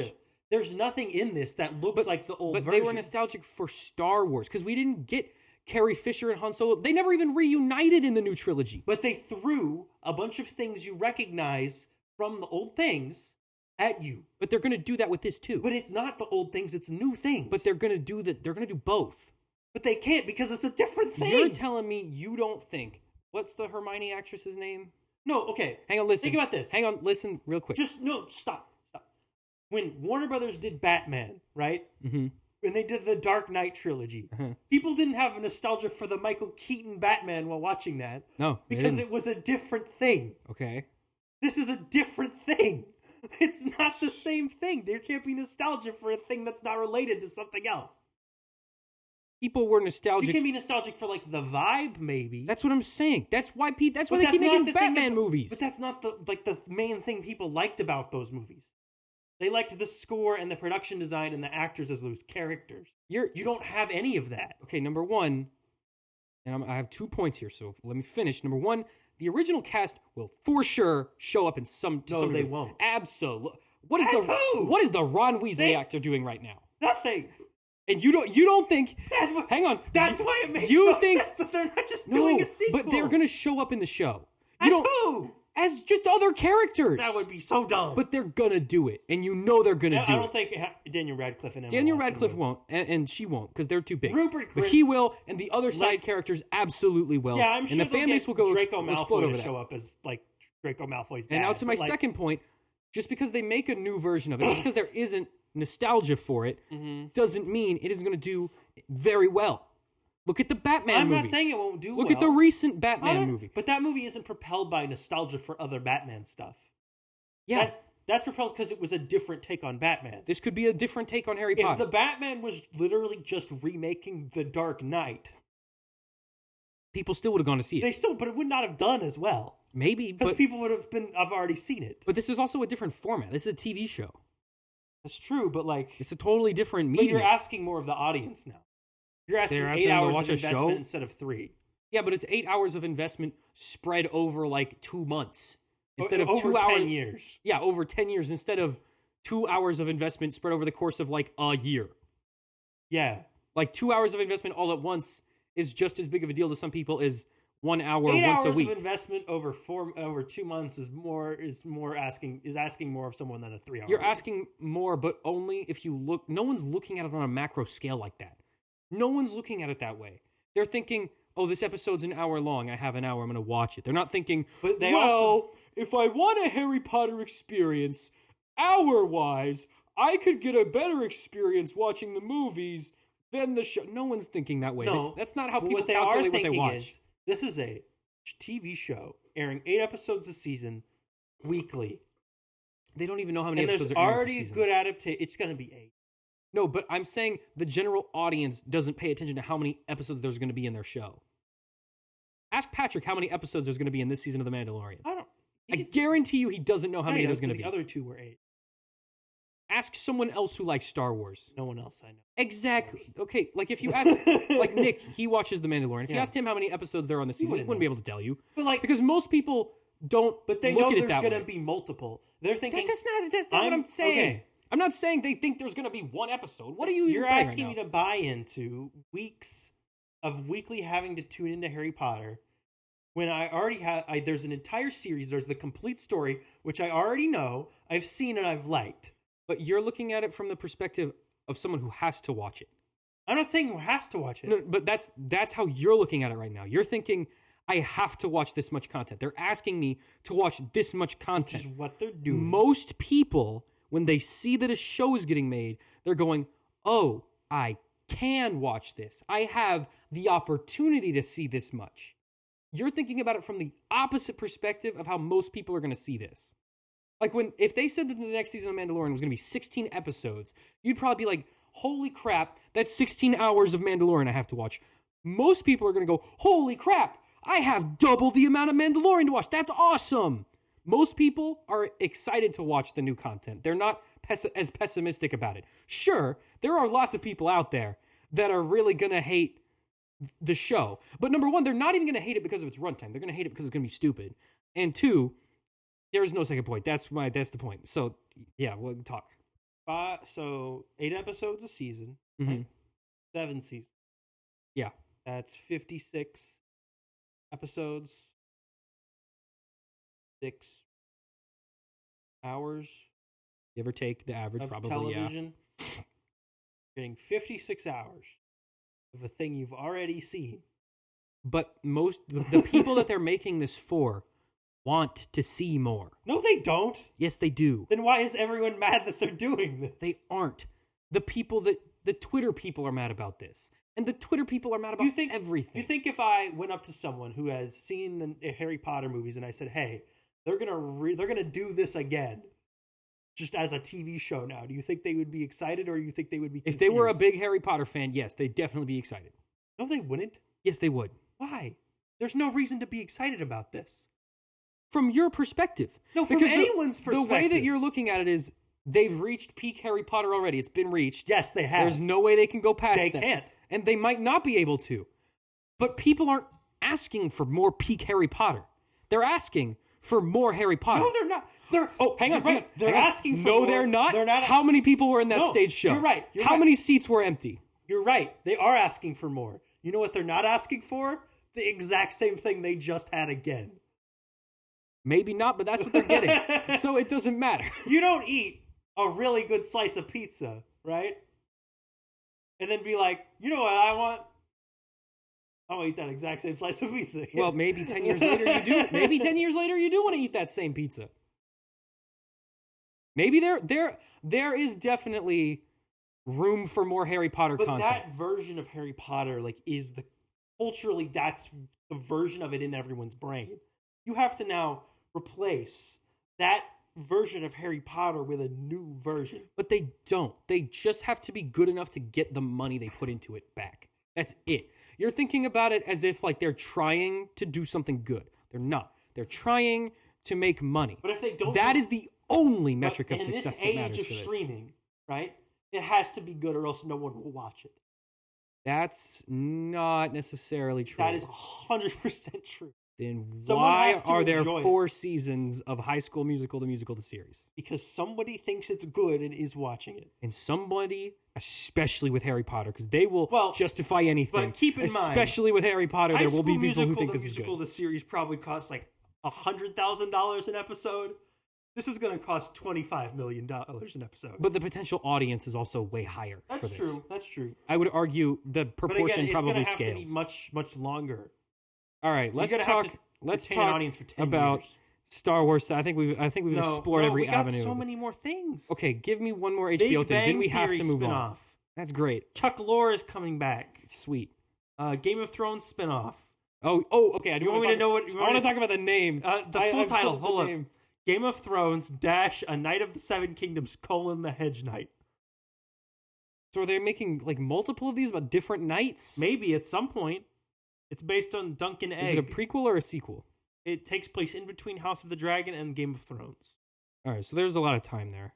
Means it'll probably spoil a lot of plot elements of House of the Dragon. Well, but House of the Dragon's already been spoiled. We know how it ends. That's true. There's a scene in the, I want to say the 3rd season of Game of Thrones where, spoiler alert, King Joffrey is walking around the palace talking to his new girlfriend. And he's like, look, there's the bones of Princess, I think her name's Rhaenyra, the one in House of the Dragon. She was eaten alive by her brother's dragon while her children watched because they were fighting over the throne. So, spoiler alert, we know exactly how the show's going to end already. That's not why people are watching. They're making a Conjuring universe television show. You can see that they're just leaning into any possible they're just brand. Any IP they have, they're going for. They're going to do a TV show of. Which we knew because they laid it out in their roadmap a few months ago. They revealed the cast of Creature Commandos, the animated series. Frank Grillo, Rick Flag Sr., Maria Bakalova as Alana Rostovic, Derma Varma as the Bride, which is the Frankenstein, Zoe Chow as Nina Mazursky, Alan Tudyk as Dr. Phosphorus, David Harbour as Frankenstein, Sean Gunn as G.I. Robot and Weasel. This face right here, that's how much, that's my reaction. Oh, and Steve Agee's coming back as John Connor. That's the maximum amount of emotion you're going to get from me regarding this. You're gonna watch this. I will probably forget that this even came out. It's probably going to be good, though. Yeah, it might. It's going to premiere in 2024. But that's going to be the first thing made by James Gunn's DC. Good for James Gunn. Why don't you think it's... Why you don't care about Creature Commandos. I just He'll don't. make you care, though. He might, but not if I don't watch it. He made the Suicide Squad. That was good. Yeah, but then he made Guardians of the Galaxy. And Peacemaker was the most mid show. I liked Peacemaker. Yeah, but it was like just like nothing was going on in that show. Like it was funny, but like nothing was happening for like the majority of the show. And then they episode 1 themselves. So what do they mean? Where you kill the big thing and all the rest die. Well, yeah, because they'd infiltrated like every. How are they going to go around killing them all individually? Yeah, that would have been a cool thing to see how they deal with that. But instead, they kill a thing and everyone dies. Well, it makes sense in the show why that happened. It makes sense in context, but it doesn't make it any less interesting to me. Like you can have a big final fight if you just have to walk around and find every single person. You can have a continuing story if you don't just kill them all. Well, there'll be a new villain in season 2. And it would have been interesting to see, like... He said that there is going to be season 2 of Peacemaker, but it's not going to come out until after Superman, which means it would probably not come out until, like, 2026, meaning there would be a 5-year jump in between television John seasons. Cena's going to be, like, old. Which is ridiculous. Just let someone else do it. Just don't make it at that point. Just make a different show. Well, they're doing the Waller show, which is going to, like, have those characters in it. Yeah, I don't care about that either. Honestly, I think I just don't care about Suicide Squad as a brand. I think those characters are just the least interesting DC characters. Well, apparently the Waller show is going to have like a bunch of DC characters. I don't really care about Amanda Waller. And that's going to be important for like the actual like plot. Like, you know how you don't really care about Secret Invasion because it's about Nick Fury? Yeah, no, I don't. Yeah, that's kind of how I feel about this. I don't care about what Amanda Waller's doing. Yeah, I mean, she's just a lamer version of Nick Fury. That's fair. So, yeah, that's why I don't care. They also, other stuff they're doing. Fixer Upper spinoff.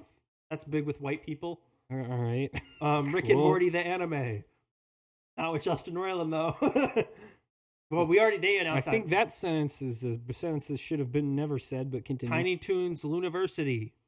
The Tiny Toons spinoff or sequel. That's not even, like, there's not even any nostalgia for that. What's even the point? There was. It was on in the 90s. There's the Penguin series, The Sympathizer. That I'll watch. That I don't know what it is. True Detective season 4 or 5. I don't know which one they're on.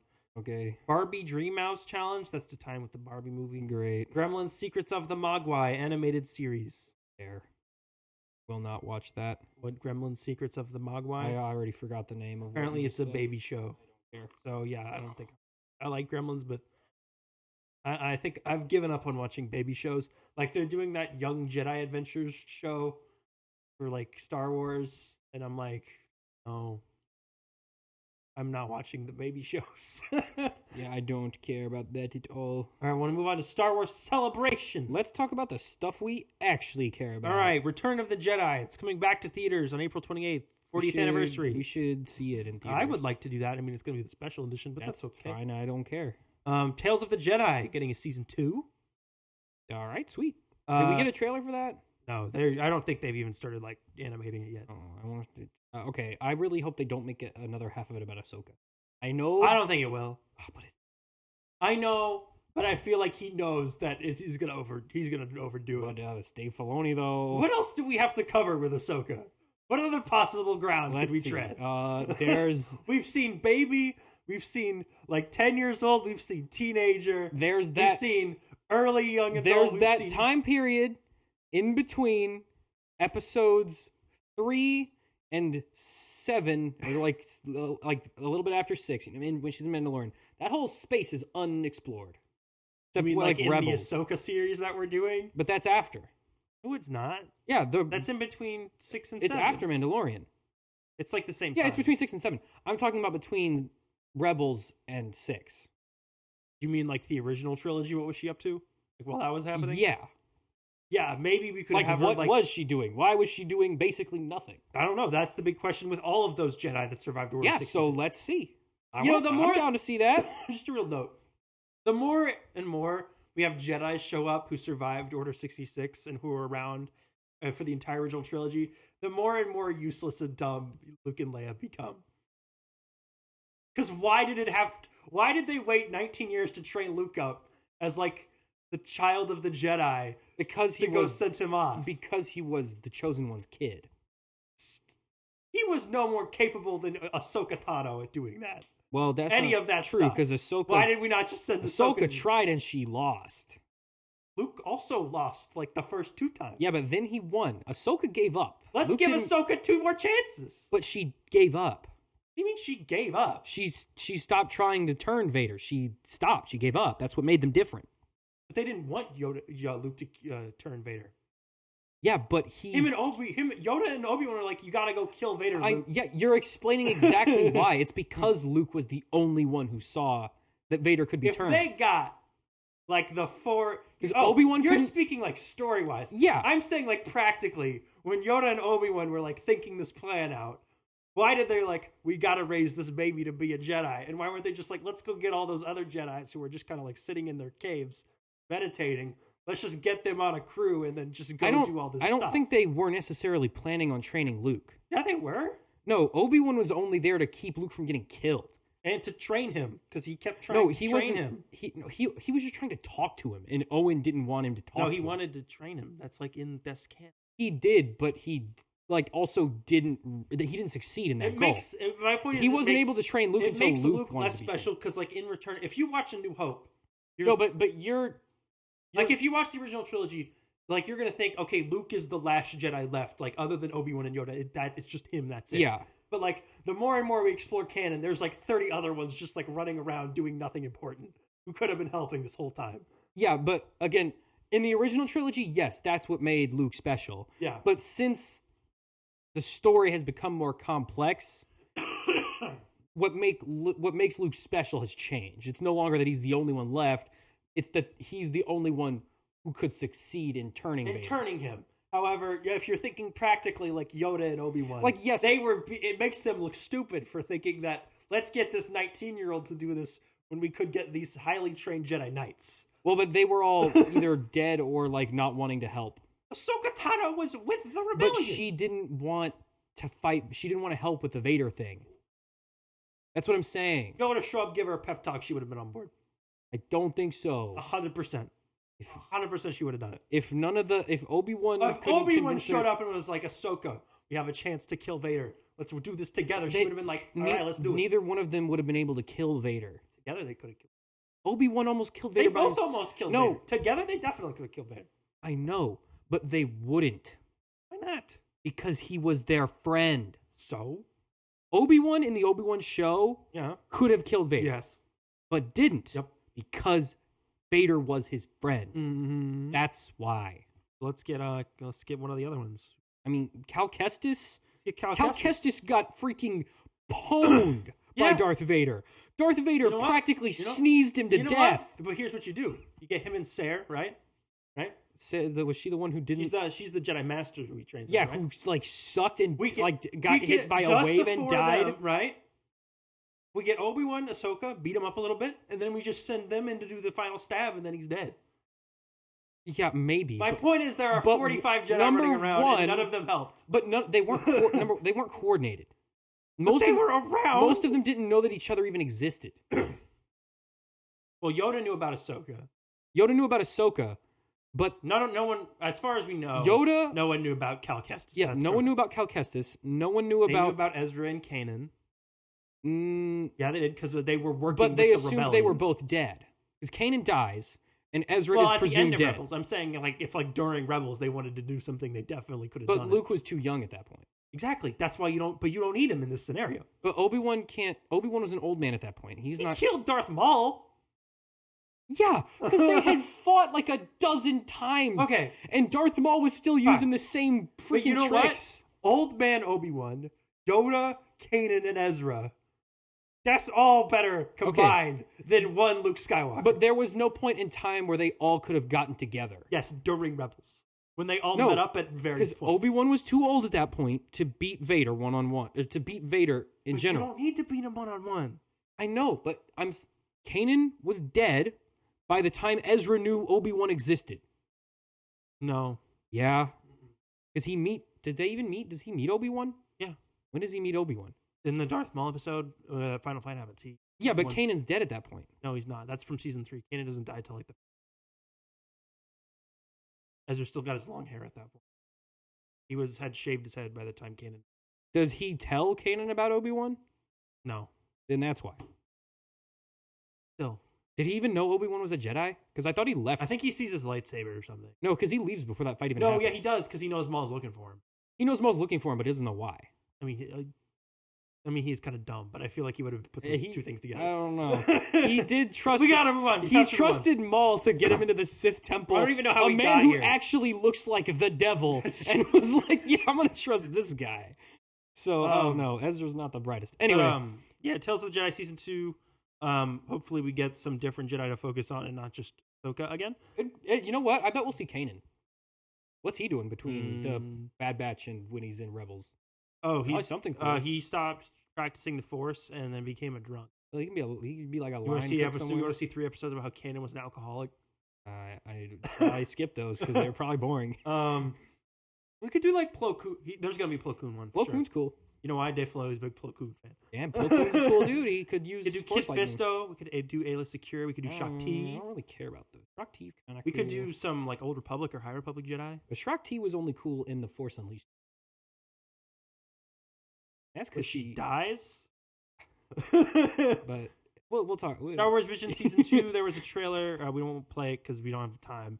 It's coming out on May 4th, so it's no longer all animes. It's a bunch of 3D animations, and there's one anime episode. There's a couple. There's 2. I think there's 2 or 3. The Bad Batch will return for a third and final season in 2024. They showed a trailer to attendees only that apparently had some Emperor It's probably stuff on TikTok if you like and look for it. But how do you feel about the being the final season?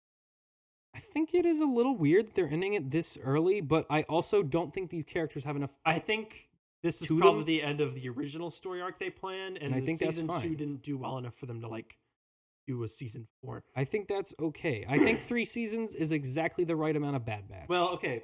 Also, it kind of works because Resistance was 2. But Resistance but thinking really bad. Resistance is 2. This will be 3. Rebels was 4.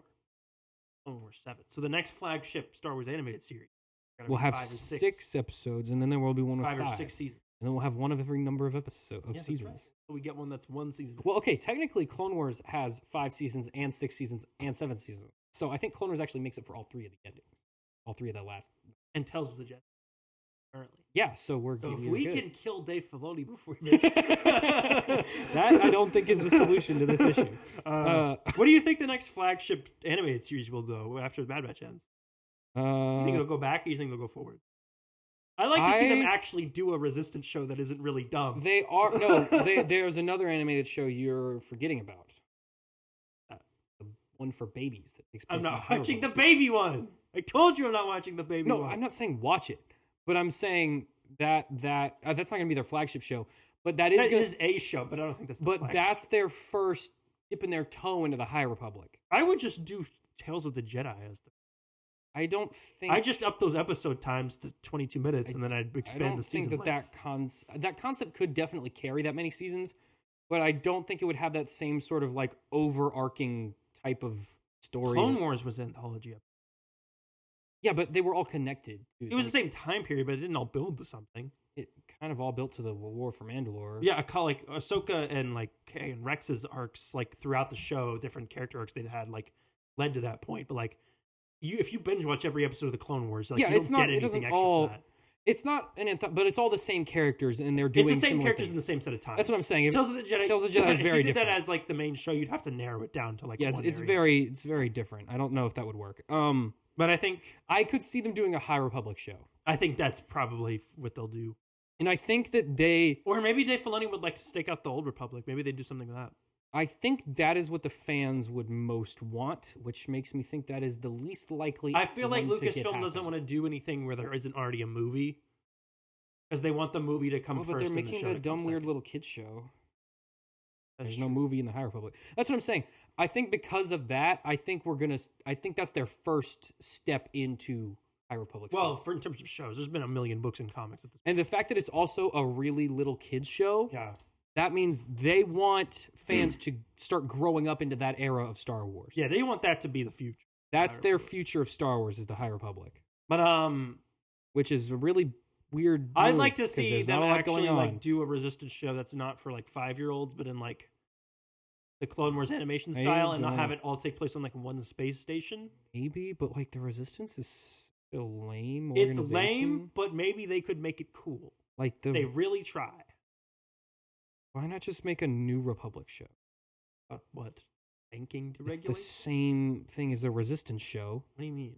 The New Republic. No, but what are they doing? What is the Resistance doing? Fight the First Order. Well, that's what the New Republic wasn't doing. No, the New Republic got blown up because That's what I'm saying. That's what they weren't doing.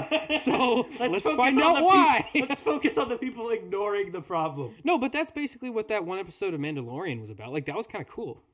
But that as a cartoon show would not work. Why not? Because no 11-year-old would think that's interesting. No, but Clone Wars got into that kind of stuff. Like, there's a lot of Clone Wars episodes that are just about there is a lot of Clone Wars like Padme's trying to get a policy passed through Congress. Like there's a lot of episodes like that. But they also like smart, like intelligently space that out with like arcs about the clones having to shoot a bunch of droids. Yeah, so do that. Like who does the High Republic shoot? The dissenting political party? So you know the Mandalorian show?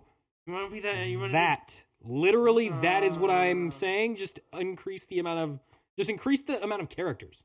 Like increase the plot. I want to get out of that time area. Like can we do like not that? Okay, well that's like can we just move. We have all these chunks on the timeline. Can we go anywhere else but there for more stories? There are 3 interesting time periods in Star Wars history. There is the Old Republic, which was like the founding of all the organizations in the galaxy. When you say interesting, you mean that's when the big wars were happening.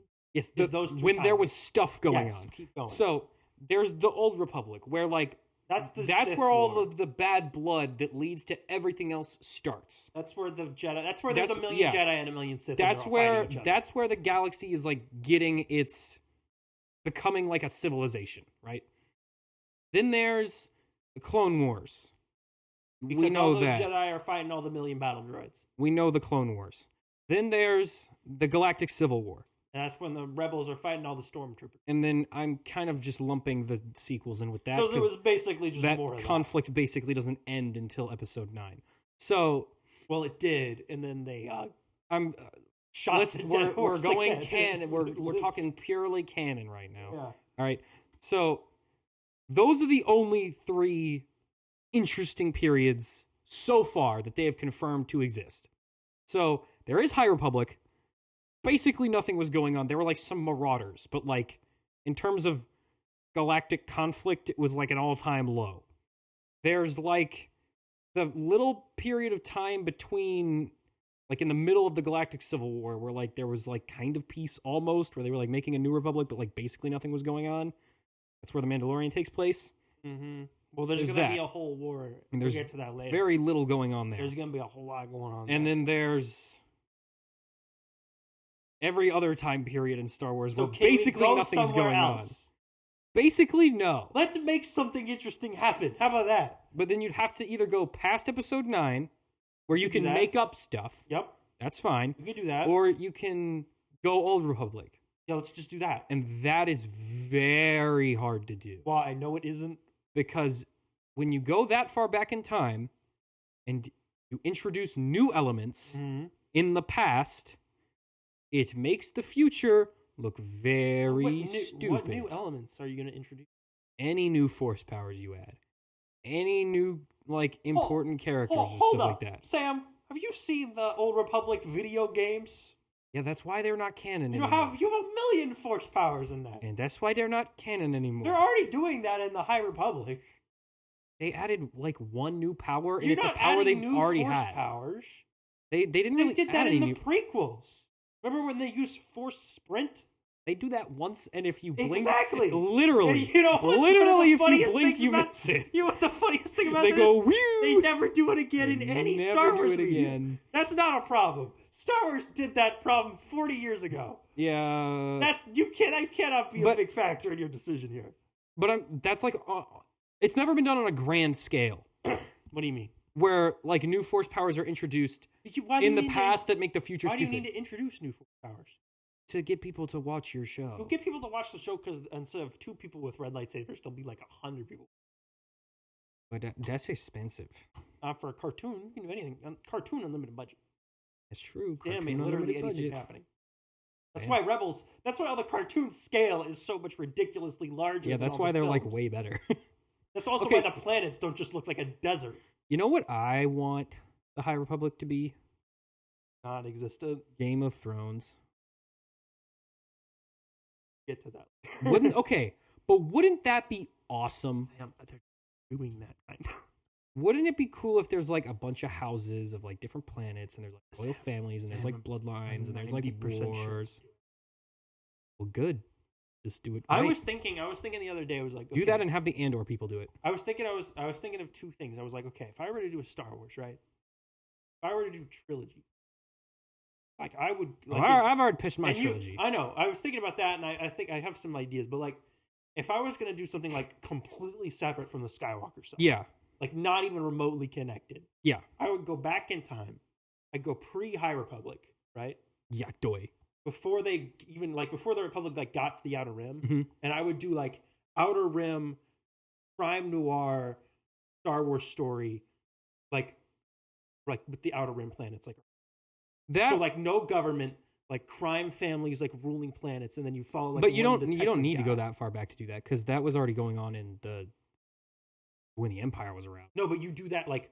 There's no influence from any governments. No one's even been out there yet. The Hutts literally rule like half the planets. Exactly. During the time of the Empire. No empire. You don't do any, like, there's no governments have reached to that point. I see what you're saying, but, like, they already don't. What do you mean? Like, in the Republic, the Outer Rim worlds were basically completely unregulated. During the High Republic, it's, like, a major issue that, like, the Outer Rim has, like, no regulation at all. I feel like it would be interesting to go back before that because there's not even, like, that, like, nobody even knows any of like the Republic exists. I see what you're saying, but then at that point, why set it in the Outer Rim? Because like there's no government anywhere. Because that's where there isn't any government. There at that point there would already be. No that's where, but there's no like galactic events influence anything that's going on. Also, then you wouldn't be able to like go planet to planet a lot because the Republic like existed as soon as hyperspace existed. You could do it on like one planet. Well, you don't have to do like before Republic touch. I'm saying like. Because, like, in High Republic, they touch a lot on, like, Starlight Beacon, and, like, that's them trying to expand out to the planets. So I would do, like... Which obviously doesn't go well, because it doesn't exist in any of the other stuff, so obviously... I think it gets blown up at one point. Yeah, but, well, it has to, because it doesn't exist in any of the other stuff. It's just a big satellite. I like how in, like, 300 years, they never thought to build a new satellite. Maybe there's another one. Maybe they just didn't focus on it. Well, they had time to build a giant planet laser death beam. They built like 7 of those. That was the main goal. So clearly they could have built a new satellite. Saying, like, I would do a crime story, just like completely set it apart where they're like, yeah, that would be cool. Get it away from like the stormtroopers. Like get it out of the region where like 1 million stormtroopers have to show up for no reason. Just like complete anarchy. There is no real any like centralized power. I would it's just go people like squabbling for different planets. I would go even farther than that.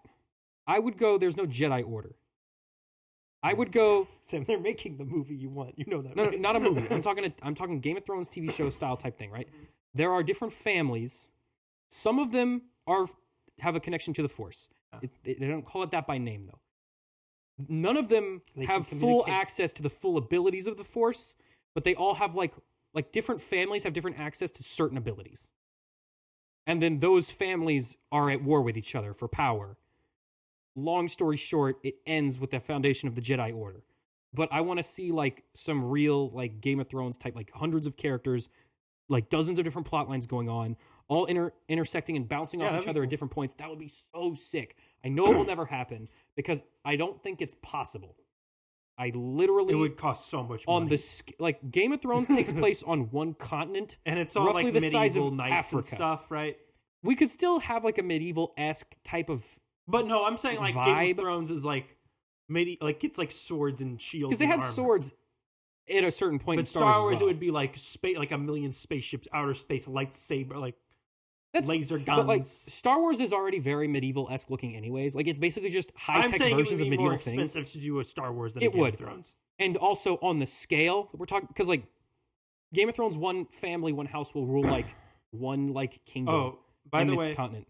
At Celebration, they revealed the official... Okay, we'll get into that. We haven't gotten there This is the official timeline. So when we talk about anything, it's set somewhere on this timeline. But I would like to see a point in time where it's like bloodlines and houses and like very medieval type traditional stuff going on in the galaxy, and the shift from that to the Republic. So because there's so much stuff being made and it's all just at random points along this thing, they gave us a point to chart. where stuff is. So Tales of the Jedi is here for the most part. Fall of the Jedi, that's like prequels, Clone Wars era, right? And then we have Wait, hold up. Wait a minute. No, we don't have time. No, I'm not going to get in it. I just want to. They missed like a big thing. What? Where's the regular Republic? Well, It's that's not here. super peaceful.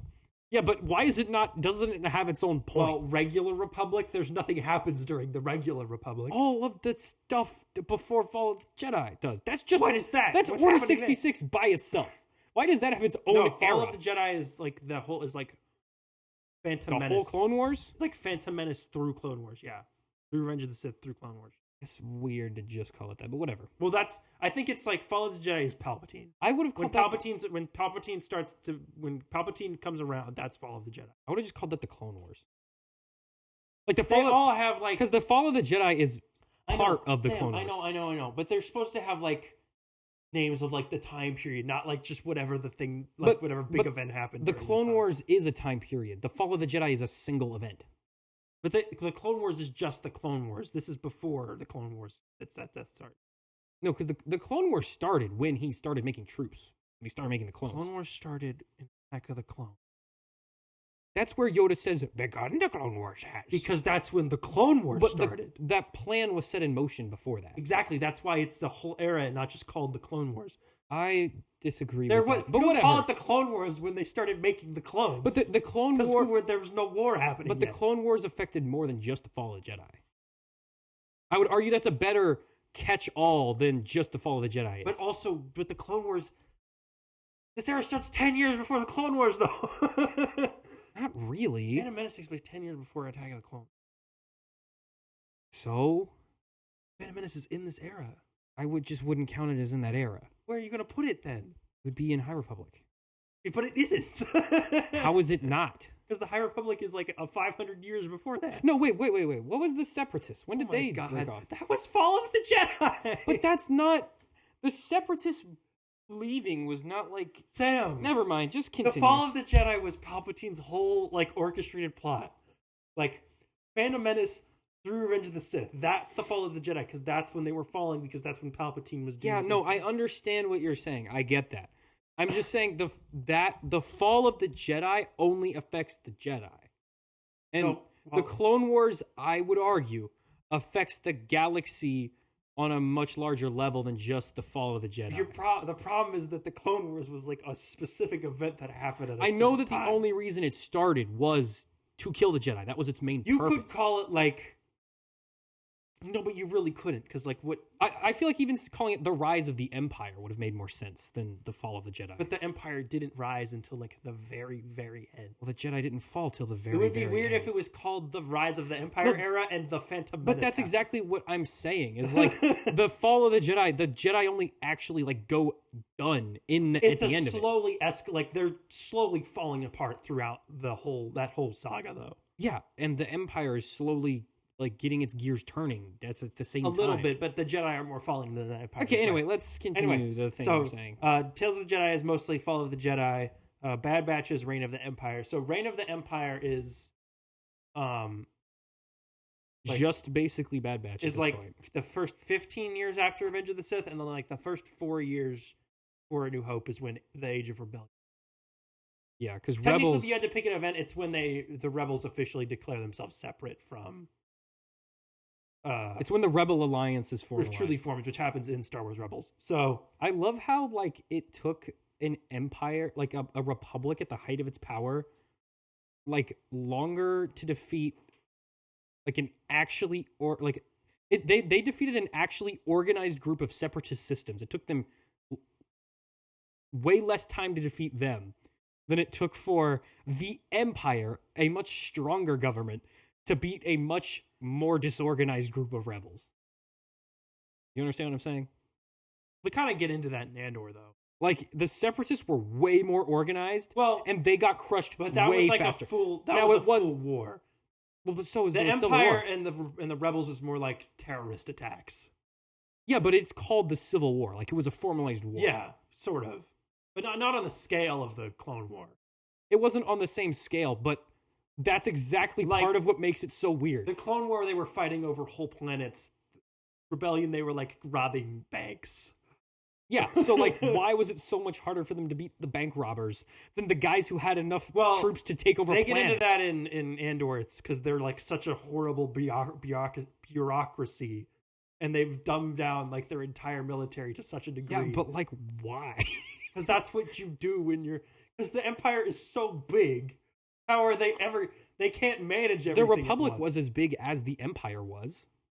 But the Republic also wasn't like as horribly restrictive. Like they didn't even have a military. The Republic was more restrictive, economically speaking, and like policy speaking. You're arguing in favor of the space Nazis. You know that, right? No, the space Nazis were horrible, obviously, but they already did the Holocaust. Like it was over. This is like post-Holocaust Nazis. They already killed all the Jedi. Yeah. That's the only guys they wanted to kill. They didn't kill anyone else. think the idea was that the Empire was a more fascist organization than the Republic. But like they talk about when they get in, like in Andor and in Mandalorian, they talk about like a lot of the planets, the the economic restrictions were greater during the Republic than they were during the Empire. That's what the whole separatists were. But like physically, so the separatists were right. But the Republic was like legally restrictive. The Empire was like guys with guns like shoving you around the streets. Empire was worse for like the everyday guy. The Republic was more of an invisible hand. The Empire was literally like trying to force people around physically through intimidation. Yeah. That's the difference. But then the Republic was more restrictive policy-wise, but they were way less restrictive in terms of like freedom. Yeah, again, they didn't have a military until the Clone Wars. Yeah, exactly. Like for almost 1,000 years, they had no formal government. Yeah. Or no formal military. So, but like, why did they suck so bad? Basically, is what I'm saying. Anyway, no, not why did they suck so bad? Why were they so much better at what the Empire was doing than when the Empire was in charge? Yeah, the Empire, or the Republic. Well, they both started civil wars. The Republic squashed a much bigger rebellion in much less time with much less army than the Empire squashed a much smaller rebellion with much more army and much more evil policies. They only really beat the Separatists because Palpatine was controlling both. And then he just decided to collapse one so he could do the other. That's true, but he also could have just like made the clones like evil from the start. He could have just shown up one day with an army of clones at the Jedi Temple and just gunned them right all away. down. He did not need to do a war at all. Well, he needed to give himself the emergency powers. He had to do that, and he had to like get past the Jedi senses, and in order to get past their senses, he had to make them friendly. Anyway, that's not important. And then they talk about and you get what I'm saying. It's just kind of funny that this like way weaker government quashed a much bigger rebellion in much less time. Said the rebellion was like the Viet Cong and the Vietnam. Yeah, but he's also said that they aren't. He's also said that they're the opposite. So George Lucas's opinions on things is nothing. He has said multiple times that the Empire was the United States. Yeah, but he's also said the rebels were also the United States. Well, they were the United States in the Revolution. And then that's what I'm Empire saying. He has said that both sides are both sides. Anyway. Because he doesn't really care. He's a 60s hippie. He just likes Space Wars. Andor Season 2 is in production right now. It's going to come out. It's aiming for an August 2024 premiere. They confirmed that Andy Serkis will be back for Season 2, but not really in what capacity. Okay, cool, thanks. That's also going to span... Wait, didn't Andy Serkis die? Well, we don't know. But it's way lamer if he doesn't die. Well, maybe he'll be a different character. Because part of what made that so cool is like we don't know if he's going to be playing the same character. He's played a different character in Star Wars before. He was also Snoke. I mean, if he's like a voice actor, it could still be. He could be playing. But I don't want that character to come back. Also, so that's second season that's going to cover. Oh, did you see, by the way, at Star Wars Celebration, like all those guys who were chanting like one? They all came in dressing. Yeah. That was really cool. It's going to span the 4 years in between Andor Season 1 and Rogue One.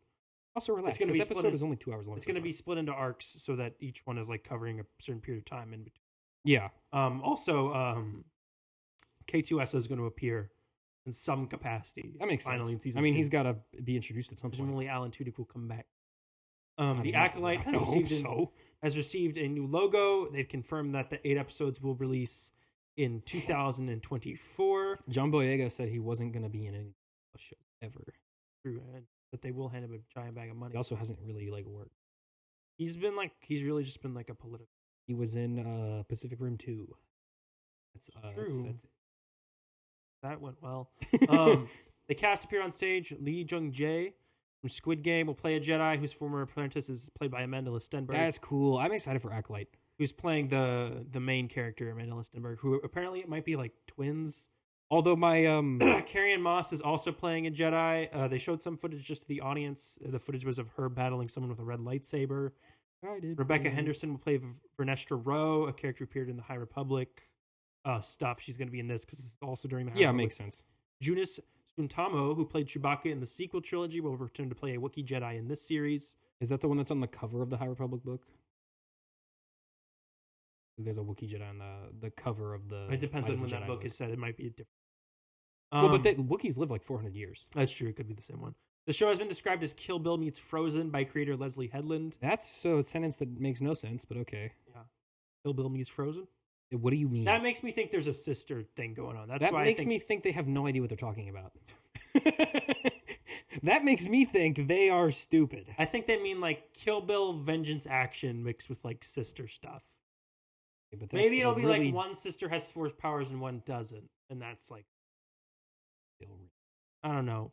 We have to see it. I don't know. Who is that one character who's my character is Sounds strong neat. and powerful, and she is strong and powerful. I don't know. Did you not see that clip? Oh, was it from this? Yeah, it's from this. She was talking about this, and she keeps saying that her character is a strong and powerful leader. She says that 4 times in one sentence. They drag these people out on stage, and they're talking about Star Wars, and they're just I don't know. So why do they keep hiring people that don't know what Star Wars is? Because they're actors. They just start doing this for money. money. Find an actor who knows what Star Wars is. It's not hard. There's lots of actors who know Star Wars. They don't remember what they were filming. No.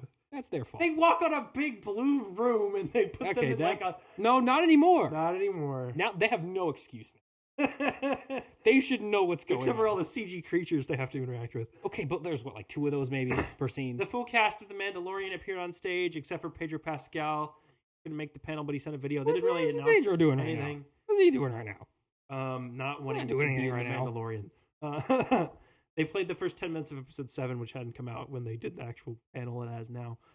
Skeleton Crew has added cast members Ravi Kobet-Conyers, Kiriana Crater, Robert Timothy Smith, and Carrie Condon. Jude Law, who we knew was playing the lead in that series, is confirmed to be playing a Jedi. The series will premiere in 2023. They announced the directors for the 8 episodes, which include Daniels from Everything Everywhere, David Lowery, Jake Schreier. I wish they would change the name of Skeleton David Crew. Lowery directed some of the Peach and Dragon live action remake. Jake Schreier is directing Thunderbolts, I believe, the Marvel movie. Bryce Dallas Howard and Lee Isaac Chung. They've both done Mandalorian episodes. Then they played a trailer for Ahsoka. Ugh, I really wish Skeleton Crew had a different name. I think honestly that name is what's making me not care. That's the one thing. Honestly, I literally think if it had a different name, I might care. What do you want them to call it? I don't know. I just Star Wars Goonies. No, I just wish the name gave me a little bit more information as to what the show was. Skeleton Crew means nothing to me. It's a skeleton crew of a ship. The Mandalorian, I know what that means. Bad Batch, I know what that means. Clone Wars, I know what that means. The Acolyte, I know what that means. Well, not really. What is it? An Acolyte's a cultist, so I know. Well, you know what a skeleton crew is, right? Yeah, but skeleton crews are not cool. All these other things have names of... An Acolyte is a cult member to you is rad, but a skeleton crew No, but there's mystery to an Acolyte. There's mystery to a skeleton. No, there isn't. What are they doing? The skeleton crew is just what are they up to? The bare bones minimum people to run a thing. That's not cool. The McDonald's has a skeleton crew. You know what McDonald's doesn't have? Acolytes. There's no acolytes at McDonald's. Well, there might be. There's way more McDonald's skeleton crews than McDonald's acolytes. That's fun. But you get what I'm saying. There's no coolness to the name. It's Star Wars Stranger Things. They played the Ahsoka trailer. We're running out of time. We don't have time to do we're literally not. We have a whole hour. Do a deep dive. We're 2 hours into this episode. Yeah. We have a whole hour left before we're at our average episode. I have stuff to do. No, you don't. Yeah, I really do. You really I should not be doing this right now. You have nothing to do right now. That's cool. I like what you does. She does a lightsaber. No, stop skipping stuff. Let it play. Sabine. Got a loath cat. That's cool. Sabine has long hair again. She let it grow out. Oh, it's all right. We got some these guys. They got glowy sticks. They look like droids. There's the Phantom right there. There's the Phantom. And a disc. And the big... I think he's carrying a big disc. There's Hera, live action. And she's played by Ewan McGregor's wife. Yes. Yeah, and is 38, and he... Fine. Yes. Okay. Don't think there's about Chopper. It. Chopper's on screen for literally a frame. Hey, think about it. How old is Chopper? Back. Think about that. Well, the droids live forever. Exactly. So their relationship's way weirder. It's like a 100-year-old dude hanging out with them. Who's this guy? Okay. He looks like Jim from The Office. They told us who he is. Let me look him up. I think he's a character from the old Legends universe. That is... Because you know how... His name's Baylan. So... Yeah. You know how Dave Filoni likes to work it. He does like to work in only the characters he likes from like Thrawn, and he mentioned not important in the original. He mentioned Darth Bane and Darth Revan once. True. He is playing. Well, he's playing Baylan. Baylan Skoll, a former Jedi who survived Order 66 again by fleeing into the unknown regions, who is a master to Shin. Oh, that's cool though. And an ally to Thrawn. Okay, see, I'm okay with Jedi surviving Order 66. He's a guy with a lightsaber, so that Thrawn can send someone who has a lightsaber to fight Ahsoka. I'm okay with like there being more Jedi who survive Order 66. Yeah, as long as they do it in a unique way. Like he did it in a different way. He turned bad. Well, yeah, one, he turned bad. Two, he. Oh, and that's his apprentice. That is she also has a name. So she's like they're like proper Sith. Shin Hati. Balin's apprentice was a Dark Force user and wields a lightsaber and is ordered by Balin to go after Ahsoka. Yeah, and she's got an orange lightsaber. Thrawn hired Balin to kill Ahsoka, so Balin hired his apprentice to go kill. Well, just brought his apprentice. I know. Yeah. I'm just making fun because you know how in the Attack of the Clones, yeah, it's like this guy hired this guy to hire this guy to hire Jango Fett to hire another bounty hunter to use two droids. No. To use two snails to assassinate. It's more complicated than that. I don't. We can no. Palpatine. Oh my god. Palpatine hires what's the other Jedi's name? The one who builds the clones. Sifo Dyas? He hires Sifo Dyas, who then hires Count Dooku, who then hires Jango Fett, who then hires Zam Wessel, who then uses a drone, who then deploys bugs to kill Padme. It was like 15 degrees of separation. And she has an orange lightsaber. Or yeah, kind of a reddish. Or it might be a proto saber. It's not. But it's it's no, yeah. There's no cable on that. That's definitely just a. There are orange lightsabers. We just no. But proto sabers are a totally different thing. Yeah. That is an exact shot. That's a Jedi ship. That's not only a Jedi ship, but this is a recreation of the last shot from Rebels. Yeah, this is Lothal. You can see the main city down there. And I think this is the tower that Ezra hangs out on all the time. I think this just straight up is just that scene. They just it's just live action. Yeah. This is again also on Lothal. Haven't met for some time for some reason. Sabine is not wearing her Mandalorian. Like none of it, which is kind of odd. I think it's just because they were. Is she just like not a Mandalorian? Did she be I'm not doing Mandalorian? I think it was probably the creators being like, we have too many Mandalorians. We got to do something that doesn't have a Mandalorian. Or did she? Maybe she like left. Maybe she's like, I'm not a Mandalorian anymore. Or maybe since I'm kind of responsible for them being all dead now. That's not her fault. Well, she did build the weapon that made them all dead. No. Yeah. They were all dead because No, she built the prototype of that weapon when she was in the camp. Did they destroy that weapon though? No, not. Yeah, they did. It was used on the Purge. She straight up says it was. We see flashback footage of them using it to vaporize Mandalorians in their armor. I'm pretty sure they just carpet bombed men. No, they carpet bombed Mandalore, but they also vaporized everyone. That's what made it like extra super terrible. I thought it was just extra super terrible because she didn't know that they used it for that. She only figured out. But Rebels takes place before the Great Purge. But she was in the Academy before then. She was recruited to the Imperial Academy. Yes. She built a prototype for this thing that she thought I remember all this from Rebels. She left. Yes. The Empire took that thing, made it bigger, zapped all the Mandalorians with it, bombed Mandalore. A couple of them, yeah. In Rebels, she didn't know that at this point, but her mom knew that the weapon was used. No, but the Night of a Thousand Tears happens after Rebels. Yeah, but I'm not talking. This is when they take over the first. This is a different time. They've scourged Mandalore. Yeah, there's lots of. Then we're talking about. And then so Sabine then comes back and she's like, "Oh, you use this to like kill all of the Mandalorians," and that's like that. She's back. Genevieve O'Reilly. She's back to looking how she looked before the original. She's de-aged. Yeah. Thank she's younger God now. They just recast a person and then just used them. Yeah. I'm so glad they didn't, for no reason, get the original actor's face and put it in this just she's so it would be like timeline dead, accurate. right? Like she's not alive. I'm pretty sure. But they cast Genevieve O'Reilly for the prequels and for the stuff that takes place before this. And you know what? This takes place after the original trilogy. That makes And sense. she just looks like Genevieve O'Reilly now. Makes perfect sense. Can we please just get someone to play Luke Skywalker and not deep fake Mark Hamill's face? No. Can we please? Never. We see the back of Thrawn's head. We do see the front of Thrawn's head too, and it looks goofy. Well, we don't see it in this trailer. But they saw it at the... They did a separate panel where they played a extended version of the trailer, but they didn't release that to the public. Well, That I've had Thrawn's seen face clips in of it, and it looks goofy. Kind of looks like Elon Musk. But that's fine. It's like Elon Musk. Honestly, he's a but blue man. What are you going to do? And she calls him the heir to the Empire. Yeah. Because, again, Dave Filoni. He's got to get the word. He's got to get the legends out there. Also, they left their camera rig in this shot. And then, like, just go... No, not in this one, but they show another shot when Ahsoka's in that... Just keep going. I'll show you when they get... Camera rig. I don't know who this I don't know who is. that There, is. that's the camera rig right there. That is a camera rig. That is a camera, but I don't think it's like the production. There's another crews. one there. I think this is supposed to be like the... This might be the world between worlds. It might be, but It kind of looks like it, but it also kind of looks like he's projecting something on the wall. But they're not on, though. When a thing in Star Wars is projected, there's like a blue... Again, there's him with a... It's raw. Why did they... Well, on the train. What? It would have been cool if he was like, I'm a Jedi. I'm a Jedi friend. And then he like, boom, I'm a bad guy. But what if like in episode 1? That's fine, but I want to see the twist happen. There's no twist if he's just evil the whole time. Well, obviously now we know there's no twist. Calm down. But it would have been cool. They put Thrawn in the trailer. You're complaining because you see them. They put the back of Thrawn's greasy head in the the trailer. That doesn't count. Look, got her right. You only got one. I think that's the world between. It might be. But you can see he's like rigged up some machinery. Yeah, something's good. He's building. He's cooking something in there. She looks cool. He looks evil. We're doing. He does not look as cool. He looks kind of lame. They're just doing that.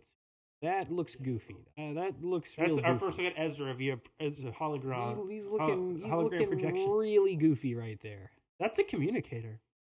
It is. A Clone Wars one. Just so you can do it. Thing?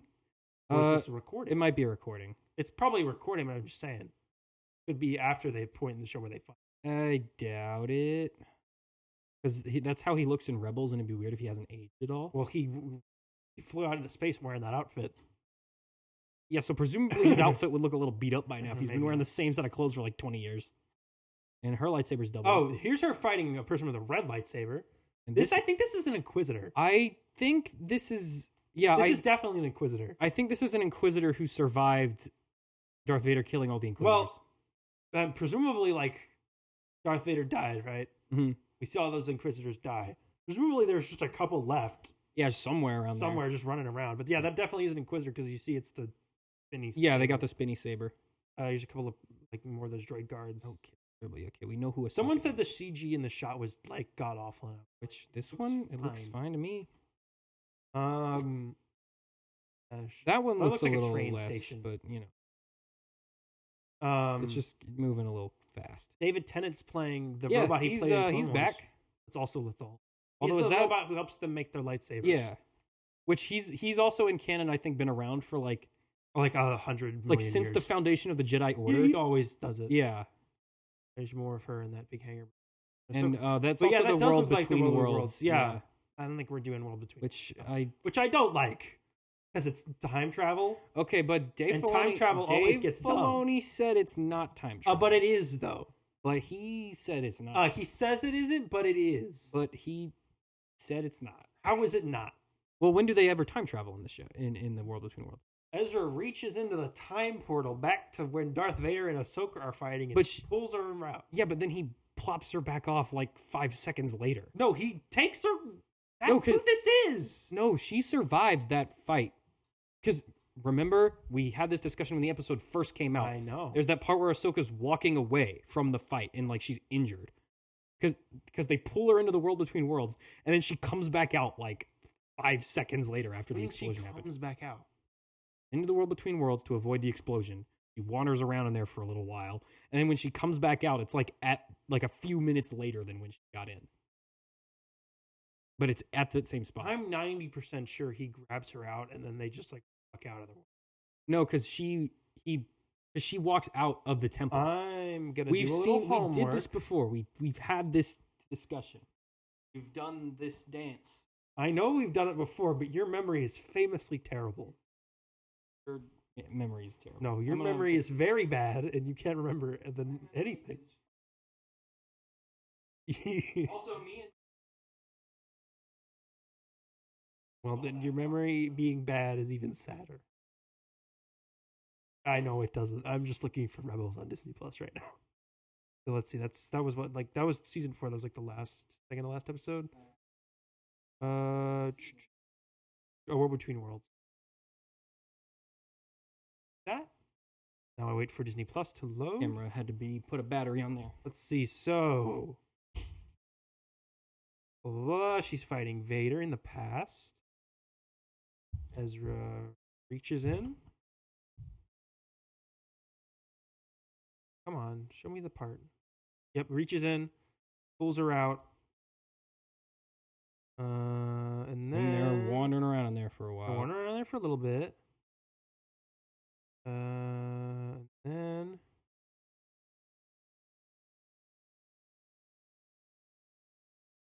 flashback to Kanan dying. Tells him he can't save Kanan because it was like important or whatever. Some dumb reason. And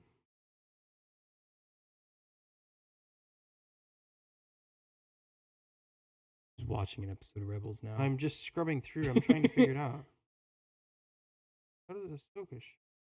I think you're right. Yeah, because it's in the. So then, how does she show up at the end? How does she what? How does she show up at the end of the show? Because she just straight up survived. So she through this learns that all the other rebels are also still alive, and she just goes and like. Hang on. I'm just watching Rebels now. Because I'll get back to you. Because I'll watch that episode again. Because if I don't remember exactly like when they meet back up again, but I know that at the end of that episode where she fights Vader, she physically walks out of that temple herself. Yeah, she might. So she was back in there. But it's definitely. Yeah, it's more it's like 100% time travel. What else is it if it's not time travel? What's the point? It's time travel, but it's like time travel that you can't actually use. I mean, you could. Because, I mean, they use it for Ahsoka, sort of, but also Ahsoka's like kind of different. No, but their reasoning is that like she would have died there anyway, so like it's fine if they pull her out or something. But Kanan also died. It's really weird. I'll rewatch the episode. I'll double check, but it's definitely time travel. It's like time travel, but it's restricted to the will of the Force. Which gives them an in-canon reason to go, you can do this, you can't do this. 100% going to set up time travel so that if they get really desperate... They can pivot. They can make episode 10 or 12 or whatever. They can just straight up pull Darth Vader back. And guys, Darth Vader's back and he's evil. I don't think they would ever do that. If they got horribly desperate, 100% they would do They that. would have to They already did that with the Emperor. They would have to be desperate. Okay, but with the Emperor, there was precedent for that because he did that in the original Expanded Universe. But it was dumb and both. It was dumb. It was dumb, but the fact that it had precedent gave it a little bit more credibility. You know what I'm saying? Kinda. Like, yeah, sure, not a lot, but like just because it had happened before and some fans had already accepted that to be the case, that gave it some credibility. But like, if you just straight up bring, like, that'd be like when they brought Garmadon back into Jagam. He was just evil again. Like, it was just dumb and everyone left. Yeah, it would be dumb. Anyway, Ahsoka takes place during the New Republic era with the rest of the Mandalorian stuff. Book of Boba Fett. Okay, so then, after all those TV shows, Kathleen Kennedy walked on stage and she said, "Hey, remember Star Wars movies? Remember when we used to do those?" Everyone went, "We do." Everyone was like, "Yes." Remember? But we don't like. I remember when you could do those and you didn't have to fire every director you hired. And she went, "Yeah, sorry about that." Anyway, no, she didn't say sorry. No, she never would. She would never do that. We're doing 3 movies spanning 3 different eras with 3 different directors. These directors are, and then they walked on stage, and it was James Mangold, Dave Filoni, and Sharmeen Obaid-Chinoy. James Mangold's movie going to be set in the Dawn of the Jedi era, so the earliest we've ever gone on the timeline. It's 25,000 years before A New Hope. It's about the first ever Jedi. Okay, real quick. And how the discovery of the Force impacted the galaxy. I have thoughts about this, but I'm going to have to pause because I got to pee real quick. Anyways. Okay. Dawn of the Jedi. Anyway, 25,000 years before A New Hope. First ever Jedi. It's about how it's about the discovery of the Force and how it impacted a galaxy run by chaos and oppression. So I am very worried about James Mangold described it as a Cecil B. DeMille style biblical epic. He's currently writing the film, although he's a very busy man. This will probably be a while before he's fully working on it. I am very worried about this. What about you worries this? Because this sounds really cool. Because Dave Filoni did this before. What? When did he do this? When he made Avatar, and then hold up, Sam. Okay, one, not make Avatar. He directed a lot of it. The first 6 episodes, and then he was never involved with the franchise again.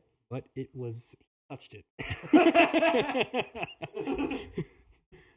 I just, anytime a franchise does this was the first guy with this, I don't think I've ever not been disappointed by it. What other times has this happened, though? There was like Kung Fu Panda. Okay. That's just like, I'm just thinking like times has happened. There's Kung Fu Panda.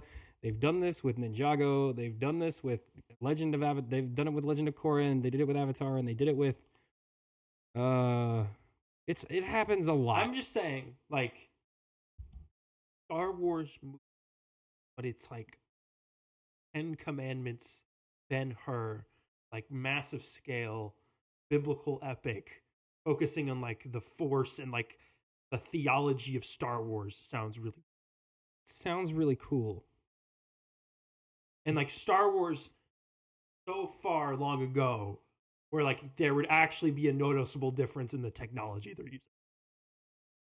But I don't even know if that's the most interesting part of that What story. is? Like, because we wouldn't even see the foundation of the Jedi Order. Well, you might. There's no way the Jedi Order was founded pre-hyperspace. I don't think it's pre-hyperspace. Yeah, so it's just one dude right now. It would be at the start, but there could be more at the end. There's probably gonna. I think at the end they're gonna tease there being one other Force-sensitive dude. I think their goal with this one and the other one we're going to talk about is shoot a bullet, is throw a dart here. If it lands, then we'll do more that just like follow on from this point. Yeah, but if it doesn't land, it's gonna suck, and we're never gonna explore this era again. I think that's true. I think that's how they operate. This is being milked so hard, this franchise, like literally every other thing in Hollywood. Finally milking the part I want them to milk. Sam, we will literally... I've been asking them to milk this part. We have time. They will milk every single possible time period, every year, every character that is possible to milk over the course of the next 30 years. Does it take place on Octu? Because also if that's we don't know. We just know it's biblical epic first Jedi impact of like the discovery. Luke says that's like where the Jedi Order started was on Octu, right? That's where the Jedi Order started. That doesn't mean where like the first Jedi was just hanging out the whole time. Yeah. I don't know how this is going to work. I think it sounds really, really cool. I think it sounds really cool. But whenever they announce something, it always sounds cool. And I like James Mangold. And like... What other stuff has he done? Imagine Logan, replace Logan with a Jedi, and then up the scale times 1,000. That wouldn't... Huh? That would be not making any... That doesn't make any sense. I'm saying, like, take that Western kind of style. I don't think that's what this is going to be. I don't think it's going to be a Western. I think it's going to be like a biblical, like, space Western. But those words don't make sense in that order. It will when you, like, make it. Like, okay, biblical epic, that sounds cool. Don't put Western in there. Why would you do that? Star Wars has always been a Western. Yeah, but not that kind of Western. I'm just saying, like... that Mandalorian is that. The concept of exploring this area, like, aesthetically and, like, lore-wise, this interests me. I would like to see that. Because, like, anywhere where we're just doing... Anytime where we're just going to do Star Wars again and we're just going to sub out the Empire for different dudes, like, that is... Yeah, that's always boring. More boring to me than, like, let's find out what this universe was before the Empire or its opposites were even ideas. But if it's a biblical epic, there's going to be an empire. But it'll just be the Roman Empire instead of, like, Nazi. Hope it's the literal Roman Empire. And instead of, like, the rebellion being, like, galactic, it'll be, like, one dude who gets the Force and beats up. At least that's a change of idea. Yeah, it's sort of, but, still basically something. I think it'll be cool, and I like James Mangold a lot. I think he's a really good director. Because the thing is this is something I've been waiting to see a really long time. And I honestly just don't think it'll live up to the version of it in my head. So like, I don't want him to make it. No, but like, okay, in canon, like we have stuff in this, or not in canon. No, in Legends, we have stuff in this era. In Legends, we do. Barely. A lot more than you think, given you said barely. But Legends has covered literally everything. No, because like Legends covers like the start of humanity in the galaxy. There was no structure in Legends. People just wrote crap. No, but because they were never going to make a movie again, it didn't matter if any of it contradicted or lined up. We have stuff from this era that is really cool, like the first humans crashing on the planet that would come to be known as Coruscant, them fighting off the native species there that would come to be known as the Mandalorians, kicking them off of what would be Coruscant, building Coruscant. That species goes and finds another planet. There's a whole lot of history there. I know they're not gonna do any of that, but it would be cool to see them try. Like, I would like to see the origins of because humanity in Star Wars is from Earth. They're never going to show Earth. No, they never will. Hold up. But I would like them to. Anyway, this one sounds cool. Because in Legends canon, humans travel from Earth to the Star Wars galaxy by accident. And they end up on Coruscant. They travel to Earth? From Earth to Coruscant by accident. Do that by accident in Caveman? Because humanity was... It was like a time thing. Is it Moonfall lore where they were like highly advanced and then it all came and then we went back? No, it's more like they like accidentally went back in time and ended up in Star Wars Galaxy. Accidentally back in time. Because when you're traveling that like fast, modern humans accidentally went back in time? Yeah, like they created a spacecraft. That's really dumb. Went to space. I hate that. It went like super wrong. That's what it's They accidentally went into hyperspace and accidentally... I'm going to call my boy Dave. And he's going to say the stupid and he's not gonna... They accidentally crash into Coruscant. One of whom is actually named Solo, that's why Han Solo's like... Wow, that's even dumber. Because he's a descendant of like one of the first 3 humans that lands on Coruscant. And then they take over Coruscant. That's where humanity starts. That's why the whole thing is a city. It's because that's where humanity starts. And so they built the whole planet into a city. Why can't they just... Because it takes place in our galaxy already. What? So what are the first words in every Star Wars? Long time ago in a galaxy far, far away. Which means it takes place where? In a different galaxy. In what universe? The same universe? This one. There's only one universe. Yeah, this one. Their universe. So how does it take place in a different universe? It doesn't. Exactly. So how is that related to anything? The DC universe takes place in a totally different universe than ours, right? Like, our universe doesn't exist there. There's no Superman here. There's no Star Wars here. But it exists in, like, our universe. That's the premise. What? Did you not know that? No, wait, hold up. Say, by that logic, DC also exists in our universe. No, but... There's Earth in DC. I know, but the Earth in Star Wars is the same as our Earth. It's not different. The Earth in DC is the same as our Earth. No, it has Superman in it. There's no Superman in our Earth There's no Star Wars in our world. I know. In the Star Wars universe, there is an Earth that is like Earth. In DC, see what I'm saying? Earth that is like okay, Earth. You know Star Trek? Yes. You know how Earth exists in Star Trek? That's because Star Trek but it's is like completely different. But it's like in the future. Yes. It's like that, except for Earth just isn't in the future. You understand what I'm saying? That's the same as every sci-fi thing ever invented. Yeah, it is, but so that's how it starts. I hate that. I just want to say I hate that. Well, that's what it was. I don't like that it's humans from now who went back in time by accident and then started the human race in the Star Wars universe. Well, that's how it goes. Why can't there just be people who are humanoid from the Star Wars universe? Because why would humans evolve on 2 different universes? How are there that many galaxies? humans in the Star Wars galaxy and they're all from Earth? Or originate from that like group of 5 people? It's like Adam and Eve, except for there were 3 of them instead of 2. You know what I'm saying? How many children did they have? Well, I assume not there that must many. Have been a lot of but their children... well, yeah, that's kind of the lore. That's disgusting. Well, that's the Earth now lore. It's not just that's dumb. The real life now Earth it's lore. Creepy. That's the real Earth. That's the Bible lore. That's the Bible lore. That's not the actual scientific way it happened. Well, you don't know. You weren't there. It's true. But it was a allegory. It was that concept came from the Bible. Like that was what they were going for. That's a really dumb.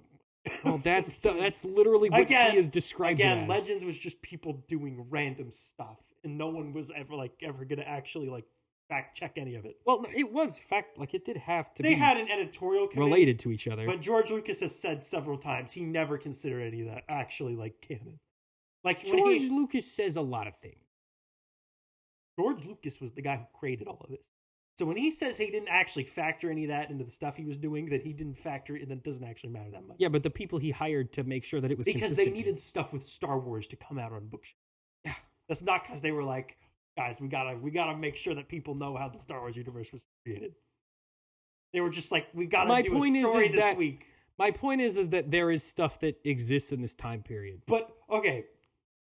Hopefully this is better than the plot twist being that everyone in Star Wars was created via incest. This takes place after that would have happened anyways. Yeah.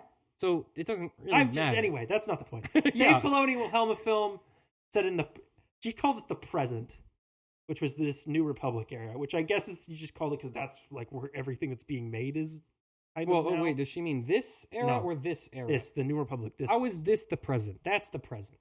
Yes, technically this should be the present because it's the future, which is right now, which is the movies we just made.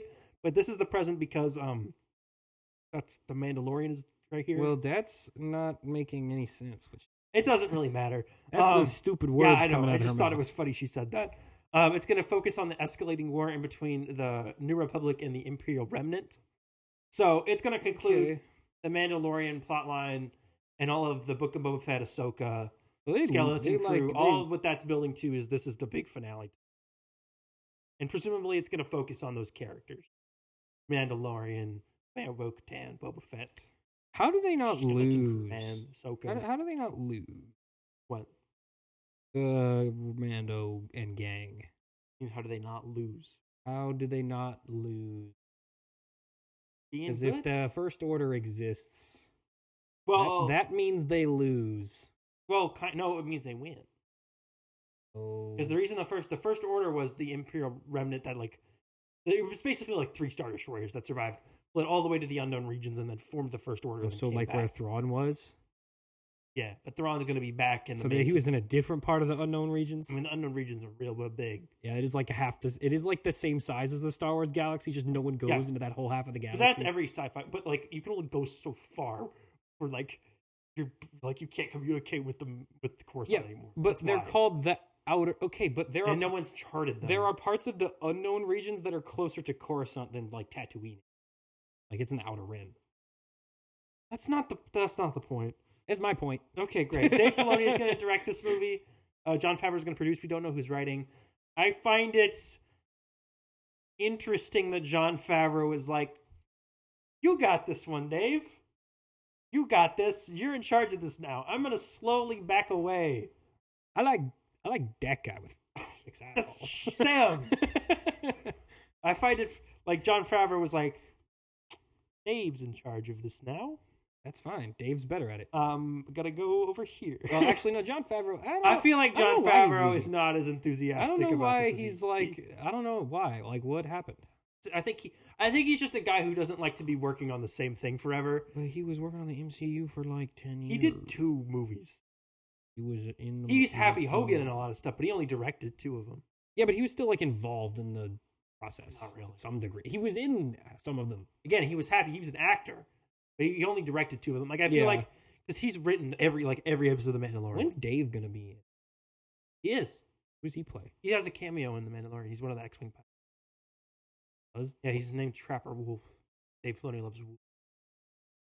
He screwed himself. Would have been such a cool guy. Maybe he'll come back. Made himself an X-Wing pilot? Well, he's not going to make himself a Jedi. I would. You ever seen him in interviews? He's the most awkward man ever. That's fine. He's going to be he's not going to be a good actor. He could have, died in the Jedi Temple or something. That would be worse than when Lizzo showed up. No. He's a worse actor than Lizzo. I think the Lizzo showing up in Star Wars moment will live on as one of the goofiest moments in Star Wars history. Because people at least know who Lizzo is, so they're distracted by the fact that that's a famous person. It would be distracting if he showed up, had a main speaking role, and was just a I'm not saying a main speaking role. I'm saying he shows up as one of the Jedi, in a flashback that dies. Maybe I think he just wanted to be in it. How George Lucas's son shows up as a Jedi and dies. He wanted to hide his him having a giant X helmet on was the way of hiding who he was. If only Jedi wore giant robes that cover their whole body and most of their face all the time. Okay, anyways. And then the last movie they talked about is Charmin Obaid Chinoise. She's going to helm a movie set in the future approximately 15 years after the rise of Skywalker in this new section of the timeline they're calling the New Jedi Order. Okay, the film is going to focus on Rey Skywalker. She's back. Daisy Ridley's back. They walked her out on stage. She's training the next generation of Jedi, and they're encountering new threats after the fall of the Sith and First Order. Oh. It could also feature the return of other sequel trilogy characters and is being written by Stephen Knight right now. So why are all of the other eras defined by like the government at that time, and this one's defined by the like religious cult at the time? Well, I think it's because we don't really know who the government is at this time, because it's probably just the Republic again. Yeah, again. But they can't call it the New Republic because the New Republic died. So, so what do they call it? The New Order? I think they're calling it the New Jedi Order because the movie is focusing on the Jedi. Yeah, no. I know why the Jedi Order is. That's also why this era is called the Dawn of the Jedi, not whoever was in charge at that time. Yeah, but because presumably there wasn't. Also, you do have the fall of the Jedi here, so you have a couple Jedi like eras on. Yeah, them existing and them no longer existing. Longer existing, back to existing. But I would argue they. But anyway, they did a big sleep right here while Luke was... did a big sleep. Luke was over there like farting. Only the Jedi that mattered were doing stuff with that. Yeah, but did they really matter because they didn't fill in and they just Luke mattered, so he's the coolest. Anyway, but okay, so they said that they want. So Disney reportedly wants the Rey movie to come out in 2025 to be the first one of these out, which makes sense because it's the furthest along in development. And then they want the Filoni movie to come out after that. But if I were them, it's only been 4 years. In December, it'll have been 4 years since the Rise of Skywalker, which is really not that long. Very short. I feel like it was longer ago. That's because COVID happened in between. But, yeah, okay, so let's just count it as like 8 years. No, I think that's fair. Like, in terms of mental, like, consciousness of recent events. In terms of real time. Yeah, okay, real time. But no, who's using real time years to calculate things? If this comes out next year in 2020, no, in 2 years in 2025, right? Mm-hmm. It'll have been 6 years. 15-year in-canon time jump, 6-year real lifetime. Daisy Ridley's going to be looking a little young to be playing a person who would... Nah, but Jedi live longer, so whatever. Well, I guess she'd be in her 30s. How old is she? She'd be in what? Yeah, because she was playing an older... She was playing... Like, she was older than her She was supposed to be like character. 19 in The Force Awakens. Yeah, she was older than her character. She was 20 in Rise of Skywalker. I'm going to look up how old Rey was. And she was... Yeah. So she's 31. I guess that would line up. Yeah. She's 31 now. How old was Rey in The Force Awakens? She was 19. Rey's 19, so... That would actually line up pretty well that if they came out in a couple years. Actually. So never mind. But just in terms of like... Here's if I were doing it, here's what I do. Right now they're full steam ahead on the Mando stuff, right? Yeah, that's their main focus right now. I would do that movie first. Knock that out. Wrap that whole storyline up. Do the Heir to the Empire stuff. Wrap that whole era up, right?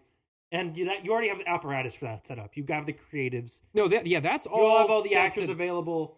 You have like a lot of the sets. The trajectory for that one's clear. We know what's going on with that. Wrap that up. You're done with that era. And then I would go back. I'd do James Mangold movie. I'd establish the beginnings of the Jedi, like very beginnings of the Force. So I would wrap up this Mando stuff. And that's where that animated series goes. Introduce that old Jedi, show the beginnings. And then after we've wrapped up our current plot lines, shown the beginnings of the Jedi, now go to the future of the Jedi. And at that point, you'll have had like a 10-year time gap.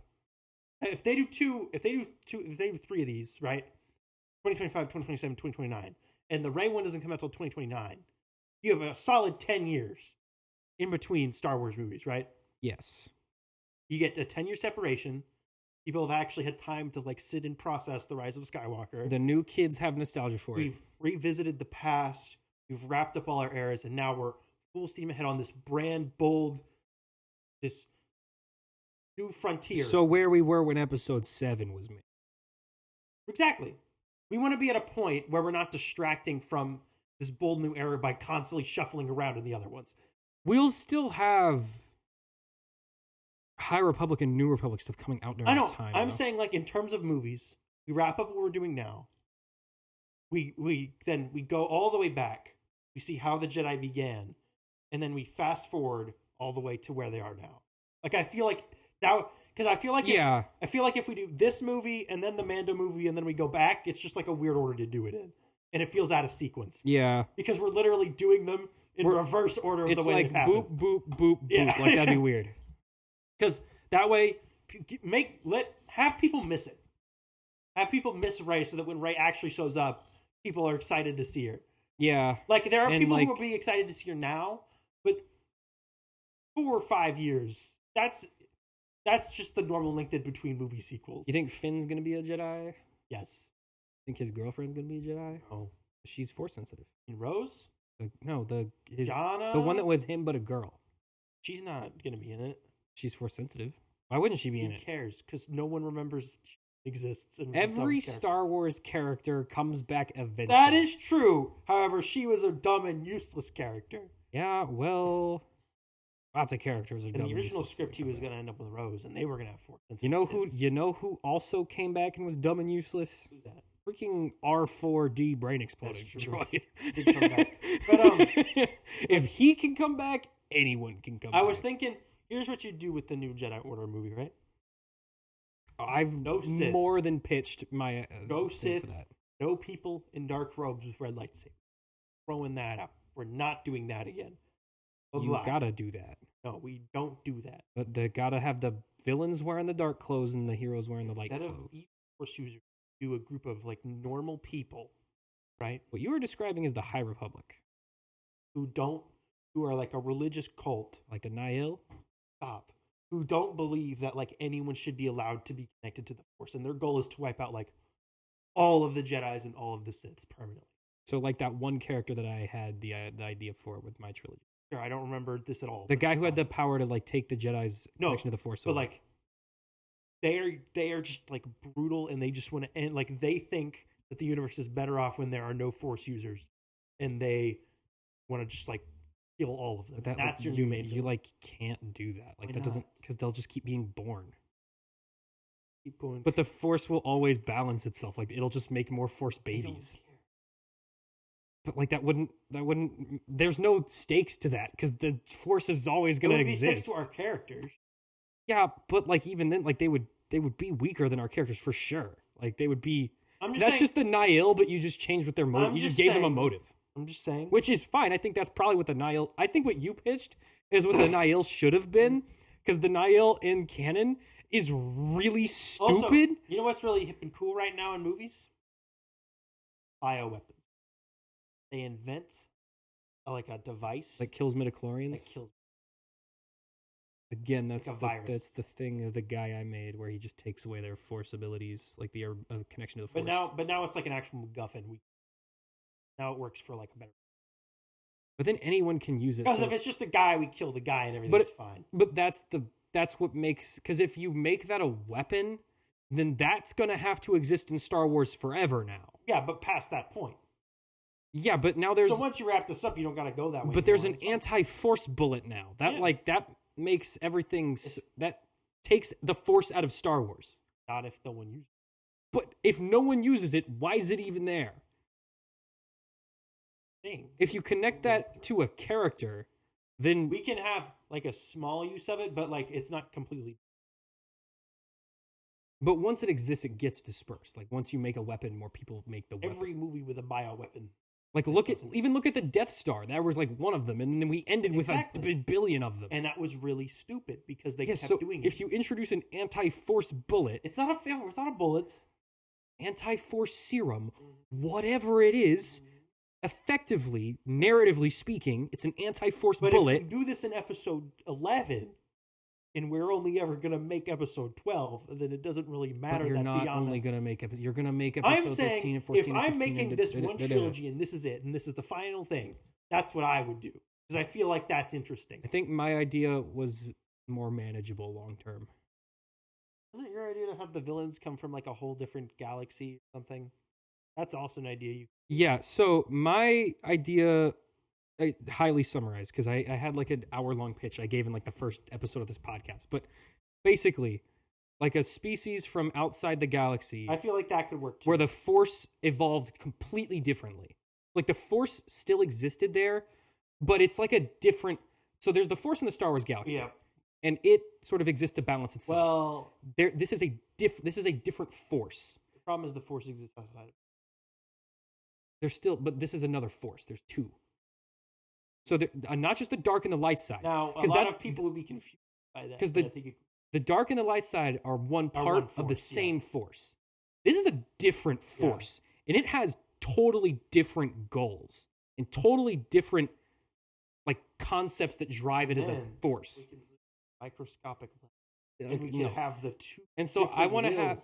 And so I came up with this species of different sort of looking characters that, for all intents and purposes, are basically replacing the Sith in terms of like villains. Like aesthetically, they would probably look similar, like with dark robes, stuff like that. Make them like. But I would want them to have like stark white skin, kind of like the Night Sisters, and then like weird horns that like sort of curve, and each one looks a little bit different. And then I would aesthetically, that doesn't really matter as much. But then I wanted to have the main one, like the leader of them. Mm-hmm. His ability is to remove a Force user in the regular galaxy's ability to use the Force. Kill all the midichlorians. Like, it'd be like the kind of like Amon from Korra, right? Where he just like, boop, no Force for you anymore. You're done. And then in the first movie, I would have like a group of Padawans or maybe young Jedi Knights, younger characters. One of them, that happens to him. And so now he has he has no more Force. And so he is forced to learn to use their version of the Force. But I think that'd be... Anyway, I have a lot of ideas. Show. Mine is like if you're going to do... If I was to do... Well, no, my TV show pitch is totally different. This is for my one final pitch. Star Wars trilogy, right? To wrap everything up. That's what I would do. I don't think you can ever do that. Narratively, you could. Narratively, marketably, you wouldn't. Narratively, we did twice. Exactly. So, like I said, you can never do that. What do you mean? It will always keep going. Yeah, because it's a profitable franchise. So I wouldn't make a trilogy with that goal in mind. I would do it with that goal in mind. Because I want my story to have a conclusive ending and not just be like, well, I guess we'll see you next week. But you can still have a conclusive ending, but like not totally screw up the galaxy for all stories moving forward. This makes zero sense. This makes zero sense. But what I want to happen is, you know how the original idea of Star Wars, and it's kind of still in it, is that all of Star Wars was chronicled in the Book of the Wills, right? Which was written like way in the future by the Wills themselves. Which has also since been totally retconned, but yeah. Although it's in the Force Awakens book, the novelization, so it's technically can't. Yeah, but the Journal of Wills is a totally different thing. It's like a totally different thing. Because it was one of the Wills was tasked with writing the events of the original Star Wars. That was in the original script. Yeah, but it's since been... Those have been changed. I want R2-D2 to somehow become the Will. I don't think that's a good idea. I'm saying it doesn't make any sense, but I want it to happen. I understand. Because I love R2-D2, and I want the fact that he was like experienced everything to like play into it somehow. But then... He was supposed to die in the original episode. Then the High Republic and all that stuff, like it wouldn't... What is that then? It's other stuff that's happened. So, but is there like a different R2-D2 that has recorded all of that? A different Will was supposed to like write all that that's kind of dumb. They didn't be they're all R2-D2s. I'm saying like this one was R2-D2 the whole time. I don't think... Or like one of the Wills took the form of R2-D2 to experience the Wills are like the Force incarnate. Yeah. So they can't be droids. But they're not. Because it has to be living to have the Force. That's like a major theme. He was basically. But he's not. That would explain why he doesn't. He has no biological material. He behaves different because Anakin never deleted any of his files, and it actually started to cause him to go crazy. I just like R2, and I want him to like have like a... Like, I like the idea that like he was like the Watcher. That he just... Like, I like that idea. Experienced all of it. I do like that idea. And like he's the one who's supposed to like pass it But down. I feel like if you look at that idea on like a... No, from again, I said it doesn't make any sense at all. But I think it's a cute idea. I like that idea. That's all I don't think it would work, right, but I like that idea. So that's your Star Wars movies. They did say Taika Waititi's still working on his, although that's never going to happen. And Rian Johnson, she said Rian Johnson's is not in active development, nor is Patty Jenkins. Never going to happen. So those are done, though. I think of the three they announced, the most likely to not happen is James Mangold's. I think The Rey one. That will happen. It might not be in the form it is now. No, that will happen. But eventually it will. And then the Dave Filoni one, I think, is out of her control. That will happen because Dave Filoni won't let her. Because I think him and Jon Favreau have enough cachet. He will just make it even if they don't let him make it officially. Well, even if Kathleen Kennedy says no, I think like Disney would step in and go, Disney would be like, no, you're going to let him do whatever. You have to finish this. Now let him do it. Okay. Especially since Jon Favreau is part of it. And Rian Johnson did get to make his trilogy. Let's say in 10 years. We're not going to have time to talk about it comes Mario, out. by the way. We could talk about it for a little bit. No, we can't. Okay, well, we'll talk about it next week then. Let's say, hypothetically, he makes his movies. Yep. Where do you think they would take place on this timeline?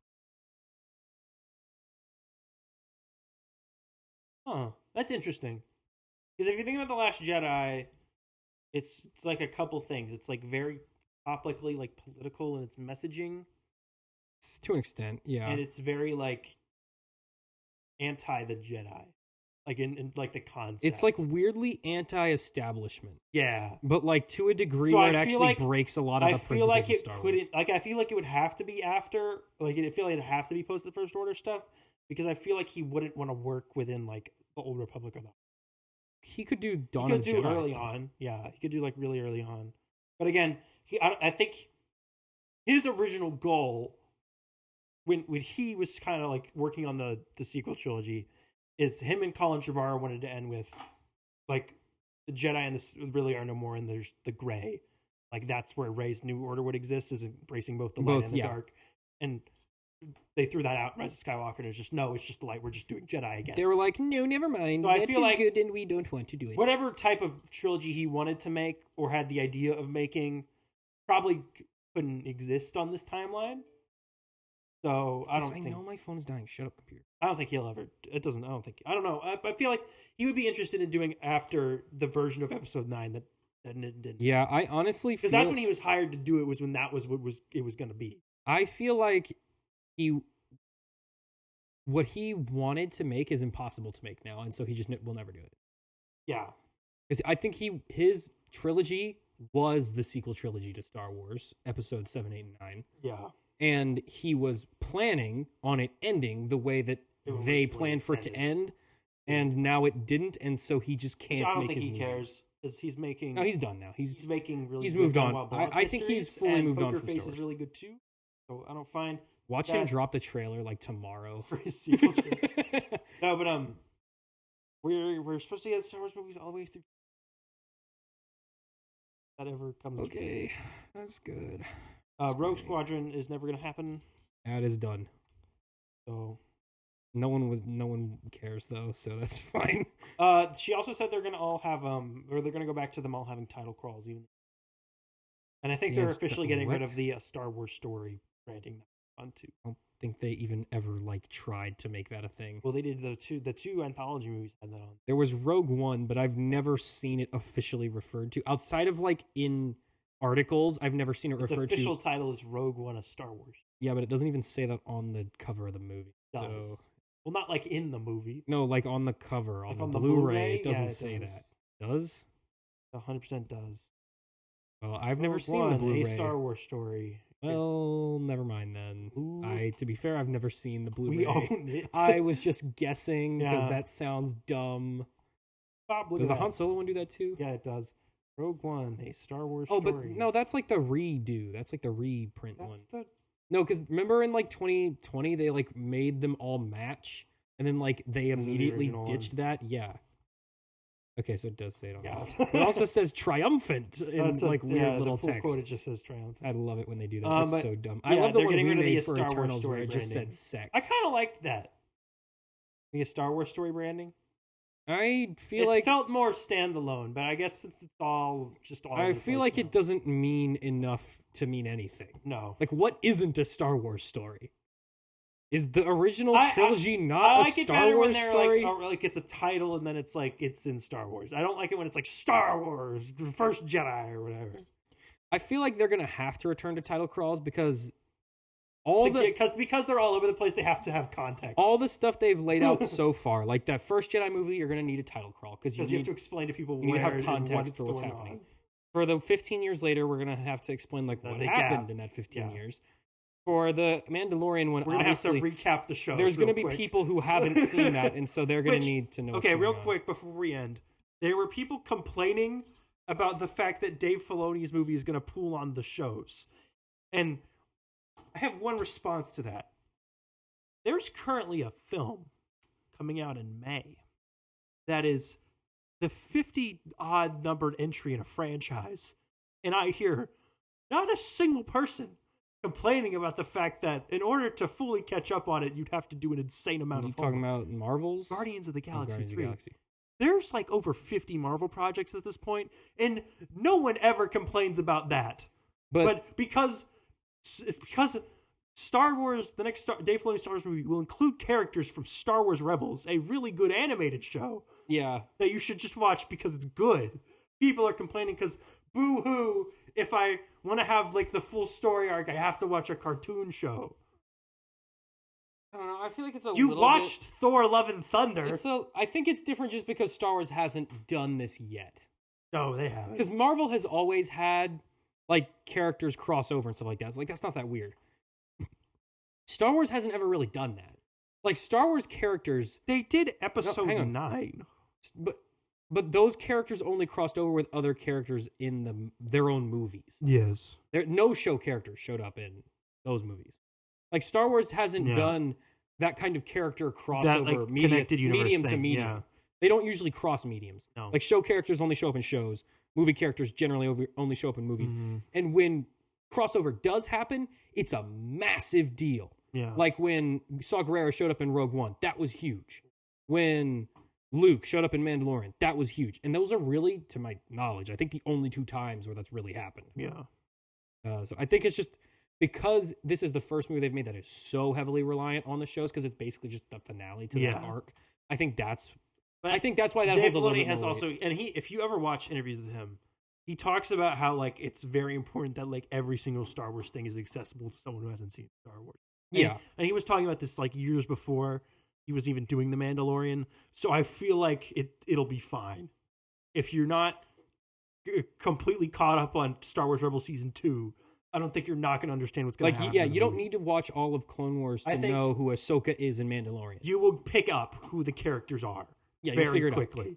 And, like, the general public is very aware of what Baby Yoda is. Like, even if you don't know Ahsoka is Anakin's apprentice... You can pick up she is Jedi woman. Yeah, she's a Jedi. That's all that's all that really matters in the context of most of her stories. She's friends with the other main characters. Like, if you do know she's Anakin's apprentice... That's a whole other thing. That might change how you see a lot of what happens, but that doesn't mean it's inaccessible for someone who doesn't know. I'm just saying, it's fine. You'll live. You'll live...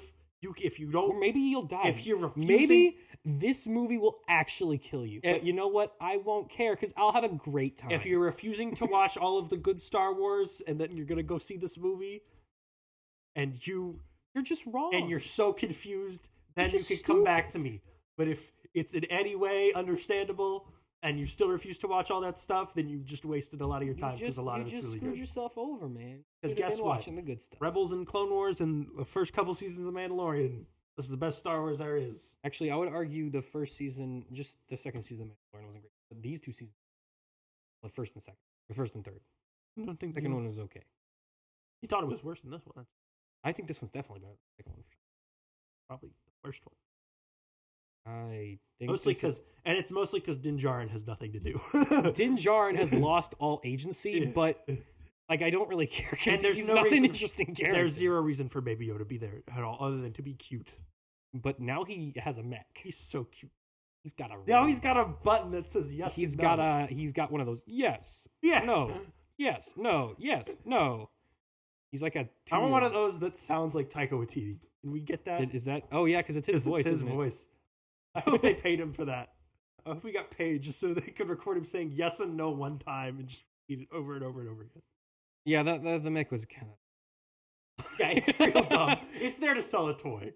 Yeah, like, I understand why they did it, because they need that... But also, if it can't, like, it can pick stuff up, I guess. Because like, if we examine Baby Yoda from a character standpoint, his character does have to change over time. But he has to change very slowly. but he has to change very slowly. So you kind of have to come up with more creative ways to give him more like agency. Yeah. I think that what they did was actually really smart with the situation they were in. I don't think there's a way you can give that character and it agency without some level of goof. He had his bubble car, but like he can't ever like influence things with it. I would argue that they needed a way for him to like communicate and to like grab stuff. Yeah, I would argue that the bubble car, where he's like running around in his bubble car, it's so funny. I think that's way stupider than him having a robot body. When they did the chase scene in his little bubble car. Although it does make me wonder, why didn't Yoda like have a robot mech suit? Sometimes he floats around in a chair. Yeah, but that's basically the same thing Baby Yoda's baby car is. I'm saying he needed like a freaking Jedi mech bot. That would have been stupid. That would have been funny. Now you're thinking like a Disney Now I'm thinking like George Lucas. So you're thinking like a Disney producer. How do we make the Yoda move? I'm sure. Interesting. I'm sure somewhere. Yoda mech. I'm sure somewhere in George Lucas's Giga brain, when he was coming up with the prequels, he pitched Yoda in a mech suit, and someone told him not to do that. No, that's like he absolutely would have done that at some point. Anyway, that's gonna be the show for this week. Sorry we didn't get to Mario. We've talked going too much 3 hours. A million other things. We'll touch on it next week because Sam refuses to see Renfield. I don't care about Renfield at all. Although I actually have Friday off, so I'll be out of town. But where are you going? We'll cover the news of the week and whatever shows or movies. The Mando finale is next week. So we'll talk about that. We'll talk about Mando finale. We'll talk about Mario. We'll talk about whatever news. Zelda trailer. What dumb thing? The Zelda trailer that comes out tomorrow. That's true. That we're just not gonna. We're gonna miss that. That's unfortunate. What dumb thing will Warner Brothers do next week? Who knows? Why didn't they drop the trailer today? Why not? Why would they? Because today is exactly 1 month until the game comes out. Just to screw with you. Yeah, literally. Like, what? Why'd you do that? Maybe because I don't know. Why? I know it's done. I know you finished editing it. Because it's got a shelf life. So you're waiting for it to expire? Yes. That doesn't make any sense. You know why? That's like the opposite of a reason. You know why? Because if they did it exactly a month before, then it would be predictable. Do it the day after? No, that's just dumb. Technically it's... Oh, wait. You know what was also dumb? The new Nintendo 2DS XL. Technically, there's only the 2DS XL. Oh, there's the new Nintendo 2DS. No, they never made a regular Nintendo 2DS XL. They didn't, but they still called it the new Nintendo 2DS. Yeah, so there's no regular XL. No, there's no normal Nintendo 2DS XL. Or new 2DS. No, there's just the new Nintendo There's a new 3DS and a new 3DS XL. True. There's only a new 2DS XL. That's correct. There was never a regular 2DS XL, and there was never a regular new 2DS, because Nintendo is good at names. There's the Nintendo 2DS and the new Nintendo 2DS XL. Featuring Sonic and Knuckles. All right, bye-bye! And Dante from the Devil May Cry series. Yep, okay.